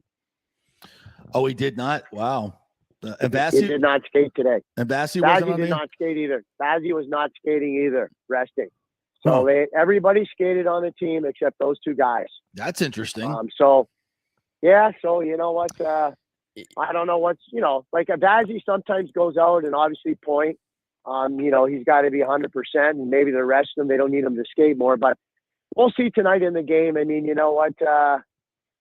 And this is it. They got to win tonight. We all know the situation. So hopefully Point can come back and maybe be more of a factor. But at the end of the day, I mean, I thought he was okay, but he just still looks hurt. Yeah, he still looks hurt. I just went up here to update myself, and it looks like, not to cut you off, but Braden Point is a game time decision, John Cooper just said. So I think he's out. So, yeah, it looks like it could go either way. Honestly, because you know what? I mean, here's the way I look at it. You know what? And I'm not down the dressing room. I don't know if Point's playing, but I think if I'm the coach of the Lightning and I'm John Cooper, I got to go sit down and talk to Braden and say, Braden, you won 2 Stanley Cups. You're one of the top players in the league. We'd love to have you in the lineup. You've tried. Like, you're coming back now probably way too early, but it's not there. We got to make a decision, and we might have to go a different route. And he's probably – and it's a tough decision for the coach because that's a world-class player. But, we won the last 2 series without him. But if he's 100%, he's a game changer. Like, he's McKinnon, Makar, Kucherov. He's one of the top players. And I would want Braden Point on my team because he's a game changer. But he was non-factor in both games in Colorado. And you never see that from Braden Point. Exactly. Never. Well, here's a question for you. Him. I mean, do you go back to Riley Nash or do you maybe go to somebody who's a little faster?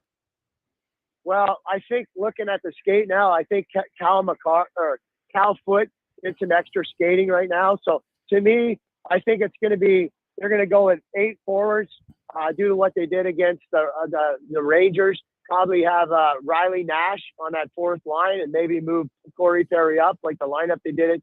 That to me, I think Point's out. That's my gut feeling.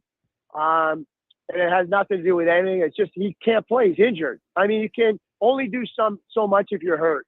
And you know what? They got injuries on their team. Nazem Kadri's out with a broken thumb. Right. And I guess Burakovsky's not even here right now. So he's got a bad hand. So they've got some injuries to key guys out too. So don't kid yourself on their team. They're missing some good players, but I just don't think you can play someone that if he's hurt that bad. And I felt bad for him watching the game. I mean, he's such a great player, and I give him credit. I mean, to try and come back and play in a Stanley Cup, and he actually looked okay, but it's not Braden Point that we're used to. That's the problem. We think of Braden Point, one of the best players in the NHL, but he's not there right now. So let's see what happens tonight and go from there. But I think they're going to play Riley Nash. That's my gut. I mean, you know what? I think Nash is in.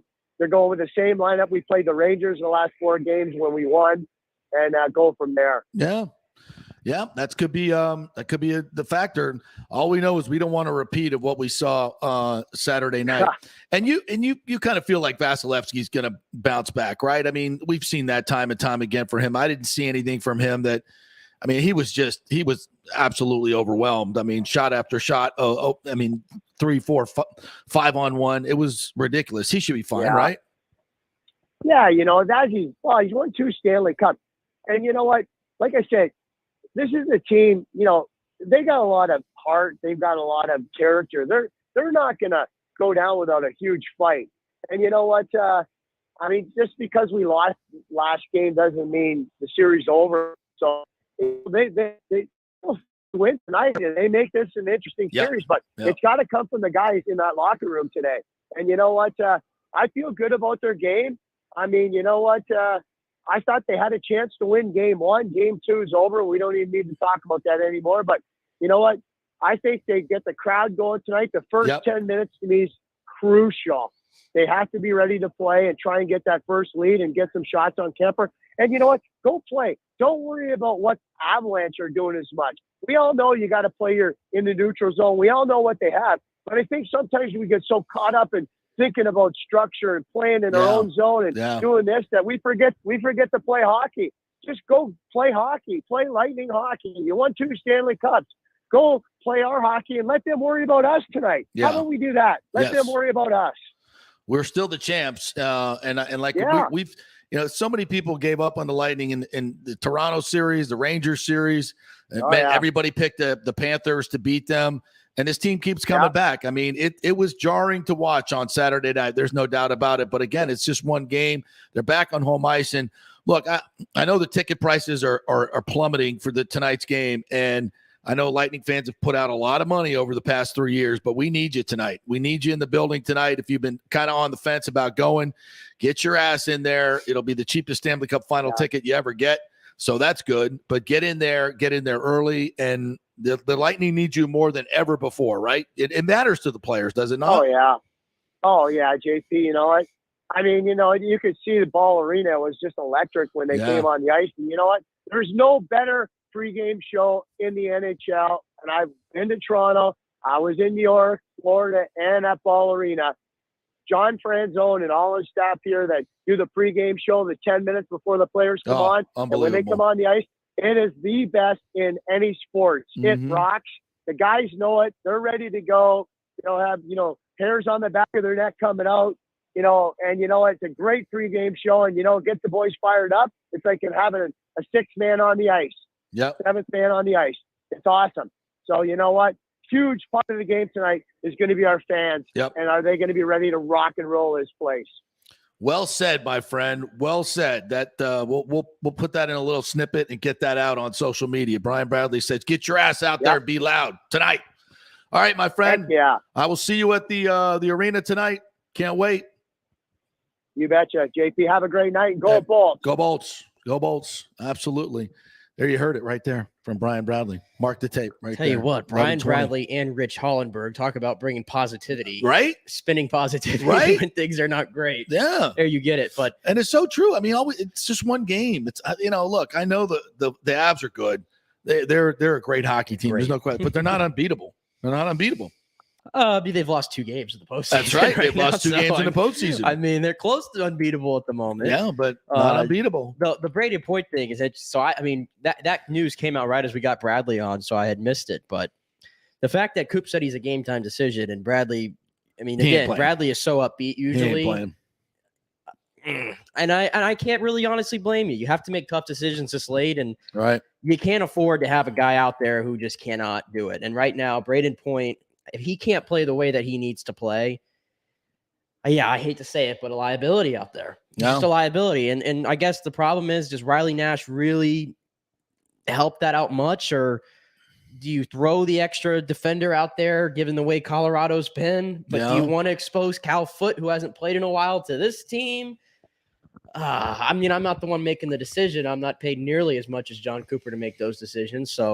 But I know he'll probably make the right one, whatever it is. But absolutely, I guess it sucks, really. I mean, you have to admire the effort to get back out there. But like I told you before he came back, I didn't think he was anywhere near ready. Yeah, it can also be a positive. You could say, we put a guy out there that just wasn't ready to play, and it could be a big reason why we lost. I mean, he did have a bad turnover in game 1. That led to a goal. I'm not going to put it. I'm not just putting on one person. Don't get me wrong. I'm just saying that if you're looking for positives, you could say, all right, we tried to go with a guy who just wasn't ready to play, and he's got 18 shifts on the ice, and it can hurt you. No doubt about it. Every little edge helps. And if we can get, some players out there that are more healthy and can move faster, then it's good to have it. Yeah. And I said, I think his impact would be most helpful on the power play. And I don't think we've even mentioned it. It's the power play. I'm trying to go back here in my notes, but I think they are for their last. They were 0 for 12. They're 0 for 18, I think. Yeah. 0 for 18. Yeah. On the power play. And the power play is so stagnant right now. It's very stagnant. I mean, they're not moving the puck. They're not moving their feet. They're not doing anything. It's just they're just sitting there. And they got to do something different. They got to show a little variety in their attack. Yeah, they know that. They know that. They just haven't been able, like Stamkos had one shot from his office or whatever on a power play yet in the series. Right. Not that I recall. And I saw him on one power play moving up to the point and then moving right. I was like, what? Every shot's coming from the top of the circle or the top of the blue line rather, because they have nothing to look at. They can't even really pass the puck right now. Yeah. I mean, that's what I'm saying. You can't really, the Lightning have played really bad, but you have to just hand it to Colorado for what they've done. And I know Jared Bednar said before the series he watched a lot of Toronto in that series particularly because he felt like his team plays similar to Toronto. And honestly, I kind of do see the similarity right now. Yeah. The difference is Colorado's defense and Toronto's defense is a little bit different. It's a little bit different right now. And the Lightning obviously are a much, much more banged up team at the moment. So as we've said throughout the show, I do have my concerns. I appreciate Bradley for bringing some positivity to it and trying to get me going here a little bit. I'm sure I'll be ready to go by game time. But right now, I do have I have my doubts. I have my doubts, JP. I have my doubts. Well, I think it's well warranted, obviously. But again, this team has shown a resilience unlike any other. And I would not be shocked tonight if they bounce back. And, you just need a couple of good bounces early on, get up, 2-0, get the crowd into it. Get a goal in the first 10 minutes. Yeah, mate, let them feel a little bit of pressure for once, and it can really, you get the momentum going your way, especially in a hockey game, and it can really change the entire outlook of everything. All right, we'll take a quick break. When we come back, Bob Herrick's going to join us. He was at Brookline yesterday for really what was one of the greatest finishes in U.S. Open history. You had 5 or 6 of the best in the game right there at the cusp with opportunities to either go into a playoff or win it outright. And the man that won it, man, what a performance he put on in the U.S. Open. Historic. Bob Herrick will join us, and we'll encapsulate it for you. Stay with us.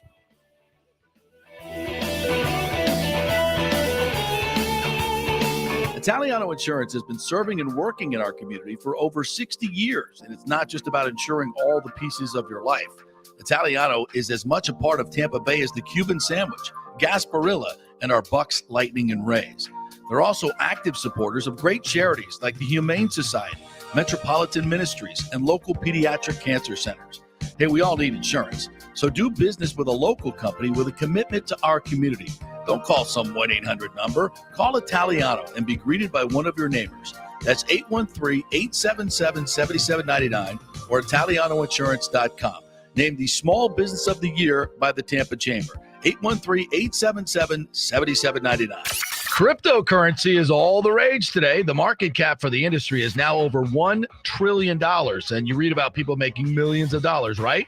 You want to get in, but have no idea what to do? Or maybe you dabbled a bit and you want to unlock the real money-making opportunities and don't know how to do it. There are over 10,000 tokens and thousands of decentralized finance exchanges to navigate. So what do? You go to DeFiLava.com. The folks at DeFiLava.com are in Tampa Bay, and they work with you directly to set up custom accounts, answer all your questions, and provide market analysis.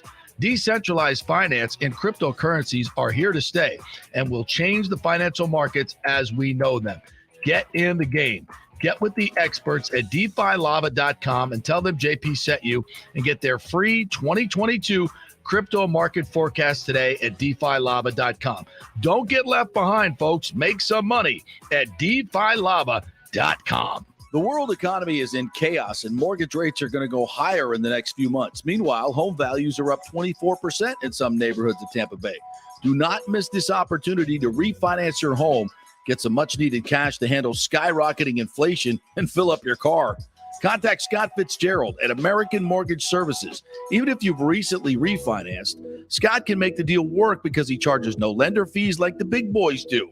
He will also shop your loan around to dozens of lenders and get the best rates and terms. Let them compete for your business. The big banks charge huge lending fees. Customer service is simply a phone number with endless wait times. Scott is local and will personally take your call. Here's his cell phone number. Tell him JP said you could call. 813-294-7595. Scott's done over 3,000 loans, including many coaches and athletes. He will answer your calls and concerns and give you workable strategies to be smart with your money. Reduce your payments.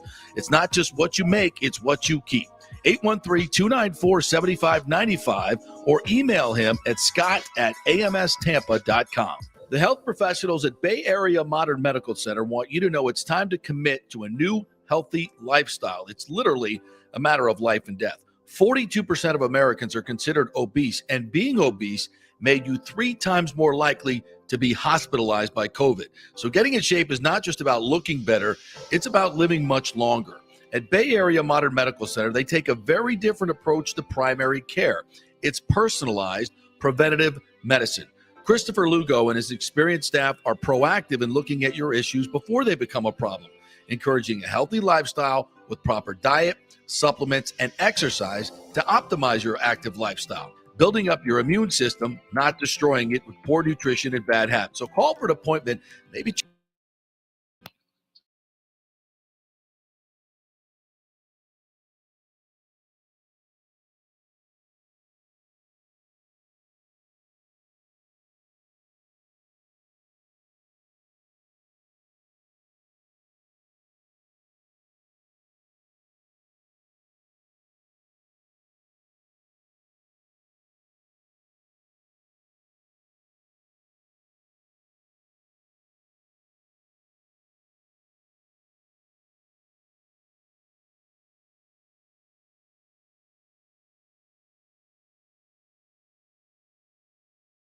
that's 813-221-5636. He's recovered millions for his clients. The law offices of Christopher Palermo at PalermoPA.com.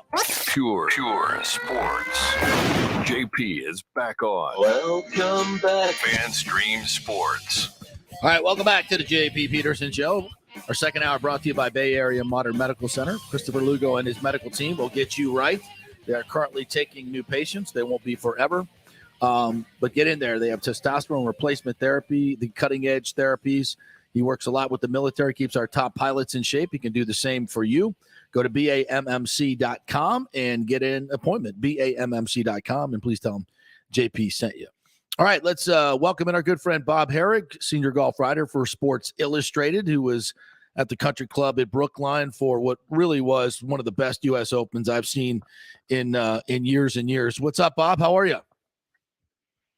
I'm doing well, JP. Thanks. How are you? Good. I kind of looked at the leaderboard yesterday, and I didn't Dustin Johnson. I didn't see Phil Mickelson. I didn't see a lot of the older players, and DJ I guess is kind of in the older players now. But we saw the future of golf yesterday, and man, did it look good. All those players from Scotty Scheffler to obviously Matt Fitzpatrick and Zalatoris.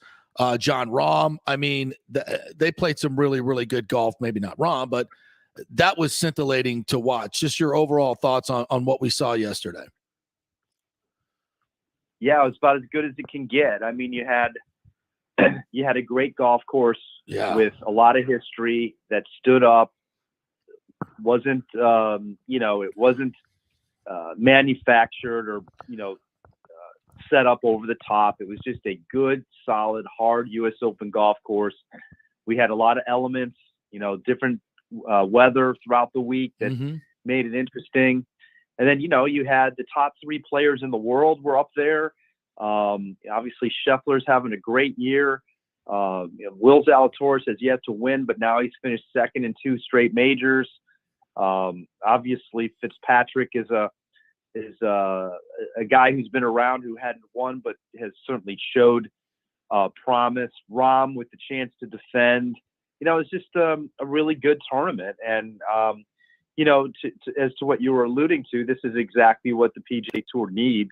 Yeah. Frankly, to sort of continue its message. I mean, good golf and great compelling tournaments are going to ultimately, in the end, be what matters. We had a good one the week before when Rory won in Canada, a good one at the U.S. Open. They're going to a popular venue and tournament this week in Hartford. If I'm them, that's what I continue to trumpet. Yeah, absolutely a phenomenal finish. And there are some memorable shots in golf, especially in the majors that we've created over the years. But the one that Fitzpatrick hit on 18, let's describe what he was working with there.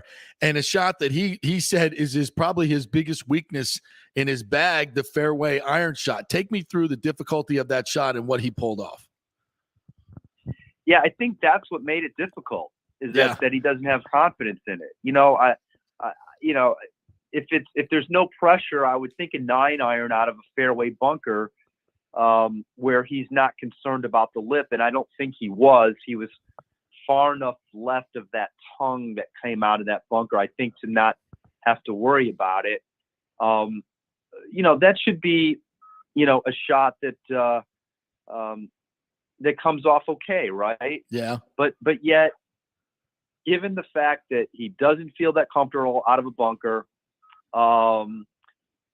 he knows Zalatoris is only 128, 138 yards away from the pin, only one shot behind. So Zalatoris is in position to set up, to hit it in there tight and make birdie.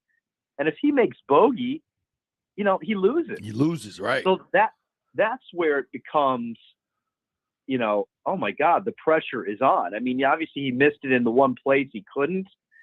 And and then he pulled it off. He hit a great shot onto the green that obviously was exactly what he needed. It wasn't close necessarily, but it was close enough. It made put extra pressure on Zalatoris, who he had a good shot himself, but now obviously everybody knew that Zalatoris was going to have to make that putt. So under the circumstances, it was terrific. And the guy hit 17 of 18 greens. I mean, you might not hit 17 of 18 greens if he's playing a 6,600-yard course. I know. Normally. But in the U.S. Open, 7,200 plus yards, par 70, those conditions, that was phenomenal. Yeah, that to me will go down in history. And wasn't the only green he missed on the fringe? I may be wrong on that. Yeah. Yeah, I think so. Or exactly. I think you're right. The only one he missed, I think his only bogeys were, he might have had a 3-putt somewhere. Yeah. But I mean, just, to do that, I mean, that was a course where if you hit 12 greens or 13 greens, you were doing well. Right. That's just a spectacular performance. We're talking with Bob Herrick here. And you wrote a great article on Billy Foster, his caddy. Tell us that story. I mean, here's a guy that's been in it for over 40 years and really played a huge role in it. I mean, you could hear Fitz talk about, how he talked him through a couple of really bad spots in the round. Talk a little bit about the role of Billy Foster, his caddy. Yeah, Billy Foster's an English guy who's been caddying for 40 years and had never caddied for a major winner. How about that? Which is hard to believe because, he caddied for Seve. He caddied for Darren Clark. Thomas Bjorn. Of course, Bjorn never won a major. Right. He caddied for Darren Clark. Clark won a major without him. Caddied for Lee Westwood for 10 years. Westwood had numerous chances. He even caddied for Tiger in a President's Cup one year. So he goes way back. He goes back to the 80s. He caddied in his first Ryder Cup in 1987, which happens to be the first time that Europe won the Ryder Cup in the U.S. Mm-hmm. And he was caddying for a guy then named Gordon Brand Jr. And so he's seen a lot. And it was a big deal for him to get a major. I mean, all the caddies know him. All the players know him. He's very well regarded, well respected. Obviously, you're not out there for that long if that's the case. And so it was a great win for him too. And you could tell he was emotional about it. I had a chance with a couple of other guys to speak to him. It it was an hour after the round was over, and he was still in the 18th fairway, sort of soaking it all in, and it was a nice moment for him, and obviously an interesting storyline because the caddies have a big role in these things today, and it's kind of neat for a guy to get a major. Yeah, no question. Bob Herrick joining us here. Talk a little bit about Zalatoris, and I'll tell you what, I was pretty sure he was going to make that putt on 18. He just grazed the side of it. He got a good look from Fitz's putt on what it was going to do.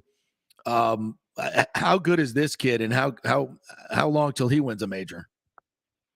He's really, really good. He's had 3 runner-ups in majors now at 3 different majors, which says a lot. Mm-hmm.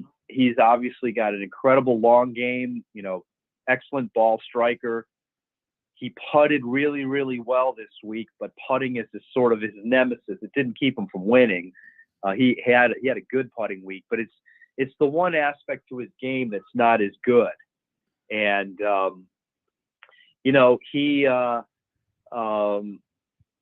it's funny. I don't think that good putting is as big of a factor at a major. I mean, obviously you need to make putts, but his ball striking is so good that it carried him.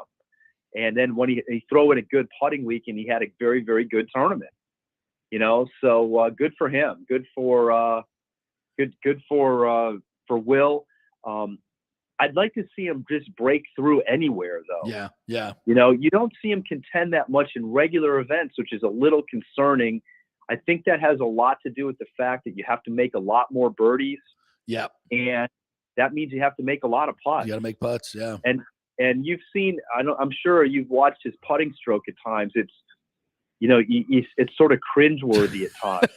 You mean when he stops it sometimes and hitches? Yeah, and then... he's actually good on the longer putts. Yeah. The short putts, though, just kind of make you squirm.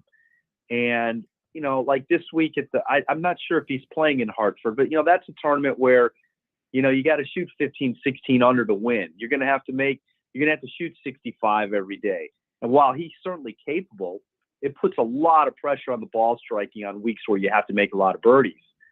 So, listen, he's a young guy. I have a feeling he's going to get it figured out. And, the old saying, once they break through, it usually opens things up. And I wouldn't be surprised if that happened with him. Yeah, very interesting. I got to ask you by law about the effect of the LIV tournament, Live Golf.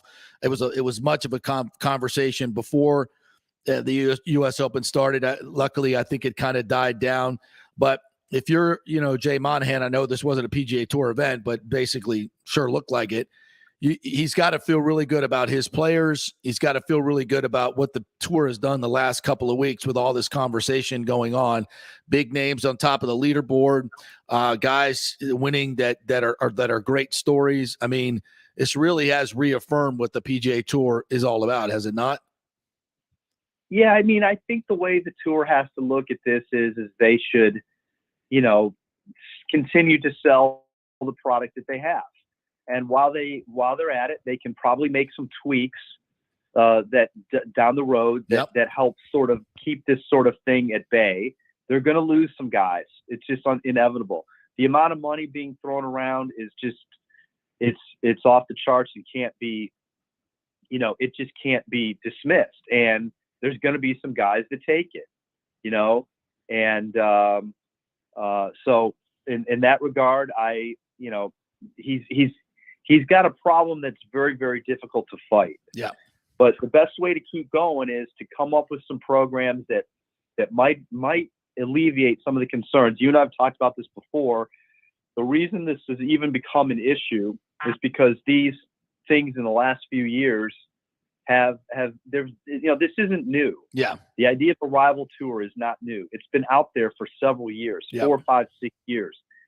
The thing that has gotten in the players' heads by agents, by outsiders, is there's guaranteed money to be had, and you're not getting it, and that's not right. No matter how we fall on that issue, there is some sense to be made out of the fact that a guy might sell all the tickets one week, but he's not guaranteed of any money. And that just doesn't happen anywhere else in entertainment or sports. Yeah. And so the live people have way overpaid to overcompensate for that. The tour needs to come up with some sort of a program where they can direct some guaranteed money, some appearance fee money from week to week to the guys who deserve it. And then I think they'll be fine, because I don't think guys need to have, these, they would have been fine with that under the PGA Tour umbrella. And obviously they're showing true competition. I mean, you can poke holes in the live thing, 48 players, no cut. Is that really the same type of competition? The greatest thing the tour has going for it is these last 2 weeks where we've had some really compelling finishes. Yeah. Really, really good stuff. Hey, how's the book doing? Father's Day sales go well? Tiger and Phil? Yeah, I gotta believe it did pretty well this past week. I have gotten a lot of nice reaction to it. Nice.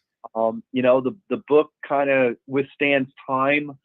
If you're looking back at Tiger and Phil's careers, and yet they continue to be relevant. Phil, for very controversial reasons. Yeah. Tiger, he's gonna, almost assuredly gonna play at the Open next month, which is great. And so I appreciate the shout out. It's been a fun journey with the book. Yeah. And did you get the chance to speak with Phil at all this week? One-on-one. I know he did a little bit of press, but did you get any? Yeah, I did. I did briefly. I spoke to him. I actually spoke to him one-on-one before he went to London. It was the first time he talked to anybody. I did a piece for SI. I saw him over there, and then here also in Boston. And he's taken a pretty good beating. Yeah. And look, this is what comes with it. But I will say this about Phil: he was not the only guy to be looking at this opportunity, but he sure seems to be the one who's taken the most grief. Yeah. He's the poster and back child. when this all came up in February, there was 8, 10, 12 guys that were ready to jump. And as soon as the negativity came, all those other guys who had their toes over the edge of the cliff backed off. And Phil was left kind of, dangling over the edge. Yeah. And, so it's not to condone any of this or, say what's right or wrong, but Phil was not alone. Right. Exactly. And yet all these other guys have sort of escaped. Yeah.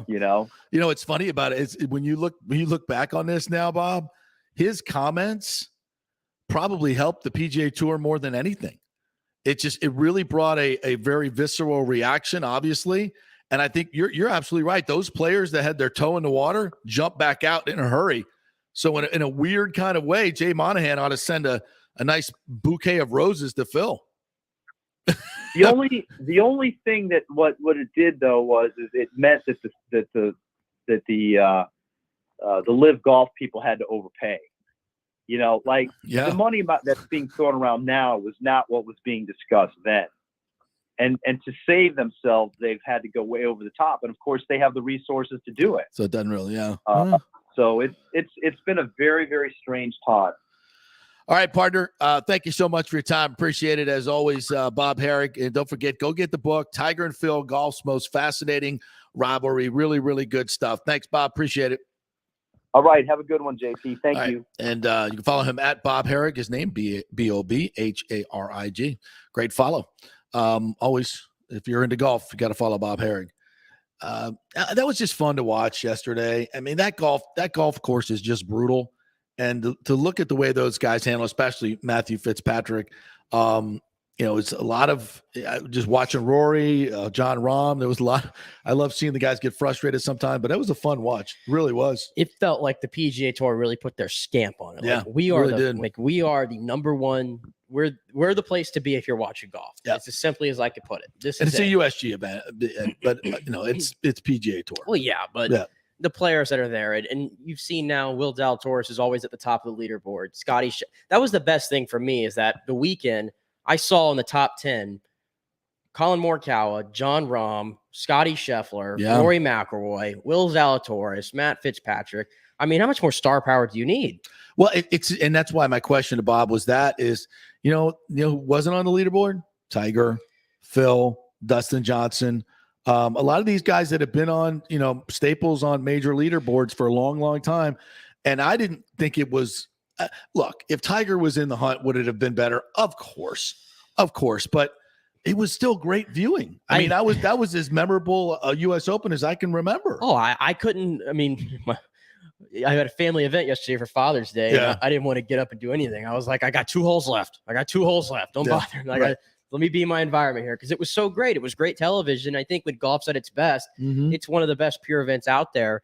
Even when Tiger wasn't playing. And by the way, I think Tiger made the right decision not to play because you saw definitely a little brutal out there. It was a little chilly as well, which probably wouldn't have lended well to him. I get like sitting here in Florida, the way it's been this past week and a half, to see those guys wearing I know. overshirts. I looked it up and it was like 52, and I'm like, where? What? In June? In June? The rest of the nation is just we have, socked in a heat wave. As we have heat advisories every single day here. Yeah. You have to be really careful when you're outside, honestly, doing anything for too long. But yeah, so I think Tiger made the right call, which, by the way, did you see his leg, the picture of his leg? No. Hold up. You haven't seen the picture of his leg. It was like the first peak of his leg here without he's never shown it. No, he never shown it, but there was a photo of him getting prep in here for the Open yesterday. He was wearing shorts? Look at his leg. Wow. Very Alex Smith-esque. You get an appreciation, I guess, for what he had to go through at the Masters. And I think that, and by the way, that's not by accident. No. That's not by accident. He wanted people to realize what he's dealing with. Oh, yeah. And I mean, we all kind of knew that. We even said it. I said, I guarantee you, when you first see it, it's going to look a lot like Alex Smith's leg. And if you haven't seen Alex Smith's leg, yeah. I mean, and you like, how the hell did that guy come back and play any football whatsoever? No that's just a ridiculous story of perseverance. But it's the same for Tiger. And I think people was like, why can't Tiger can play that? Why can't he come play the U.S. Open? That's why. There's a hole in his leg. Yeah, you can literally see a circle cut out. And I think we've seen enough of Tiger now in his comeback, and that's not complete, obviously, but it's been a year plus of rehab. Yeah, it's got to be like 16, 17 months at this point. So I mean, how much better is it gonna get? Yeah.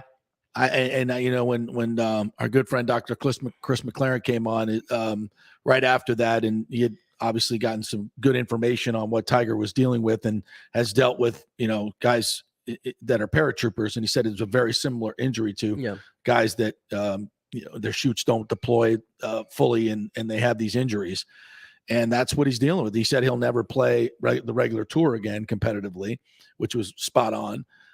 But even to be competitive in one event, a one-off, like he's going to try to do for these majors, it's going to be difficult for him to put together 4 days. Yeah. And if not ridiculously impossible. I think he's going to St. Andrews knowing full well that that's his best opportunity to compete. It's completely flat. The weather will be cool. And it's the 150th Open. It's 150th. You can't tell the story Open. without him. There's a reason why he didn't play the USO. He could have played this week, but he knows there's no way he would have been in contention. No. And he wanted, I think this might be our first glimpse of ceremonial Tiger. We had ceremonial Jack and ceremonial Arnold, where it's past their prime. They're not going to win, but God, you love to see him out there. So please go play. And this is probably the last time he plays this course in a competitive nature. It probably is, because I don't think it's on the docket for at least the next 5 years. Yeah. For the Open. Yeah, so might be. As he's 46 years old, I think this is the last hurrah at St. Andrews for him. Watch how he stands on the bridge at 18. If he lingers there, as Jack did, we'll know. We'll know a little something right there. But I brought up Tiger only because, this is nothing against. What a moment that will be, by the way, if that's indeed the case. I brought up Tiger knowing damn well he didn't play, and I don't want to overshadow what we saw yesterday and this weekend because it was a slam dunk, a grand slam for the USGA. But it is encouraging to see that without Tiger Woods there, I found myself not being able to turn off the television, and I was really captivated. And I say that because there's just nobody on the tour who has the gravitational pull that Tiger does. Right. There just isn't. It's just a fact. And I don't know why it is. It's just the way it is. He's just the greatest. He's just arguably the greatest athlete that's ever done. But you'll never be able to describe what it is that brings in. Like, it's just a guy, but for whatever reason, you keep your eye on what he does. Seeing this crop of what we saw at the USGA, and they're all PGA Tour golfers, the game is in a great spot. It's in a great spot. And I'm looking at certain guys, who kind of were dominating the scene from like 2016 to like 2020, like Koepka and DeChambeau and Dustin Johnson. Yeah. Two of those guys have already made their way to live. Koepka, there's rumblings he might make his way over there. It's interesting the live guys, have not been competitive. And that's what I'm saying. They're not even really competitive right now. I don't know if they're phoning it in. I don't want to make accusations like, okay, they got the money now it's whatever. But I told you, for Bryson DeChambeau's sake, and to an extent Dustin Johnson, guys who are still in it right now at a competitive nature, to me, taking yourself out of the competitive nature of the PGA Tour and the USGA and all these great events, that's where I had a problem with, right? Yeah. And I think you saw that. I just don't understand how you can't replicate what we saw this weekend in the tournament that they're going to be playing in. You just can't. No. And I think now that the live is going to be, I think in Portland, is it next week? Yeah. People are going to see it. And you watch some of it. I watched a little bit over your shoulder. It's the leaderboard. It's just a little cheese ball. It's a little gimmicky for me. It's cheese ball. Yeah. And golf is a look. There's a whole, and this is great. There's a whole new generation of people coming to golf thanks to Top Golf, Tigers, Stroke. Which is great. And maybe it might appeal to them, but it just, to me, it just doesn't light my fire. And I'm a golf fan. I have no interest in watching it. To me, it's just a glorified exhibition. Yeah. Who was the highest finisher in this US Open that's in live? Who was it? Was it Richard Bland? Because for a while he was the number one live golfer in the leaderboard. I think he should be the face of live golf. Dick Bland. Dick Bland should be the face of live golf. I think that's perfect. Dick Bland. When you think live golf, think Dick Bland. Or am I wrong? No. I think that fits. That's great. It is. It's just like it's a bunch of guys going out there. To me, it's got to mean something. Playing Jack's Tournament Memorial, that means something. Playing and the emotion that you saw yesterday, by the way, a guy who's been in the golf for 40 years as a caddy. Yeah. Look at the reaction after Zalatoris missed that putt. Yeah. It means something. Fitzpatrick going back to the same place he won the amateur. That's only been done by Jack Nicklaus ever. Think about that. You and Jack Nicklaus are the only thing. Dick Bland, you have won the Portland, Oregon Live Golf Series. Come forward. What a moment. Snap a picture. Dick Bland, here's your big trophy. Good for you. No, nobody cares. Yeah. Nobody cares. And the amount of money, these guys got to just be laughing all the way to the bank. And maybe when you put $125 million in your pocket, hey, but you kind of lose a little motivation. Hey, but did you miss the breaking news that broke during, I think, yesterday? What's that? Abraham Answer is going to live golf. And Pat Perez got $10 million. Perez. Jiminy Christmas. Brady is trending again this morning. Oh, Lord. What happened? What did he do? He got out a megaphone for Father's Day, which is kind of funny. He trolled his family with the megaphone that he got from Hertz. And it, displayed right there on his, hey, the rental car is pulling up here. Are you getting a little tired of the cheese ball commercialism? Yeah, a little bit. Okay. Just wondering. Go play football. But good for him. Anything? What else did we miss? Are you following the Sue Bird finale? Getting a lot of play on ESPN. Really is. A lot of fans are like, well, maybe we should get a little bit more Albert Pujols last dance. I want to be the first to say the NBA should follow in the footsteps of the United States Soccer Federation. I think, and Sue Bird is a great example of this. I think the WNBA players should make equal money that the NBA players make. I think it's high time that the WNBA players, the women, make as much as the men. Do you not agree? Well, you seem stunned by this postulation. I do from you a little bit. Why? I think we've come this far. Why not? The WNBA, we're getting a lot of highlights on ESPN. I love watching women's basketball, by the way. I do. It's better than watching guys go ISO the whole time and jacking up 3-pointers. So I think it's high time. I will say LeBron, where are you? Where are you on this? I guess I could say I enjoyed watching the WNBA over the finals this year. Yeah. 100%. Yeah, I think we need to get that going. No doubt about it. What else did we? Kyrie's looking for a new contract too. Speaking of the NBA, give me some information on that. What's he looking for? Oh, now you're going to put the closing. You don't want to get into that? Trying to save you from. All you need to know is that the Lakers and the Knicks are going after Kyrie Irving, and the Lakers are going after Kyrie Irving. They're going to give him a super mega whatever contract. He's going to make like $60 million in year 5 of it when he's 35 and falling apart. Oh, that sounds like a bargain to me. It's a new sport has opened up. It's and called give half the NBA. Of it to Sue Bird. It's called the NBA offseason. Strap in. Can't wait.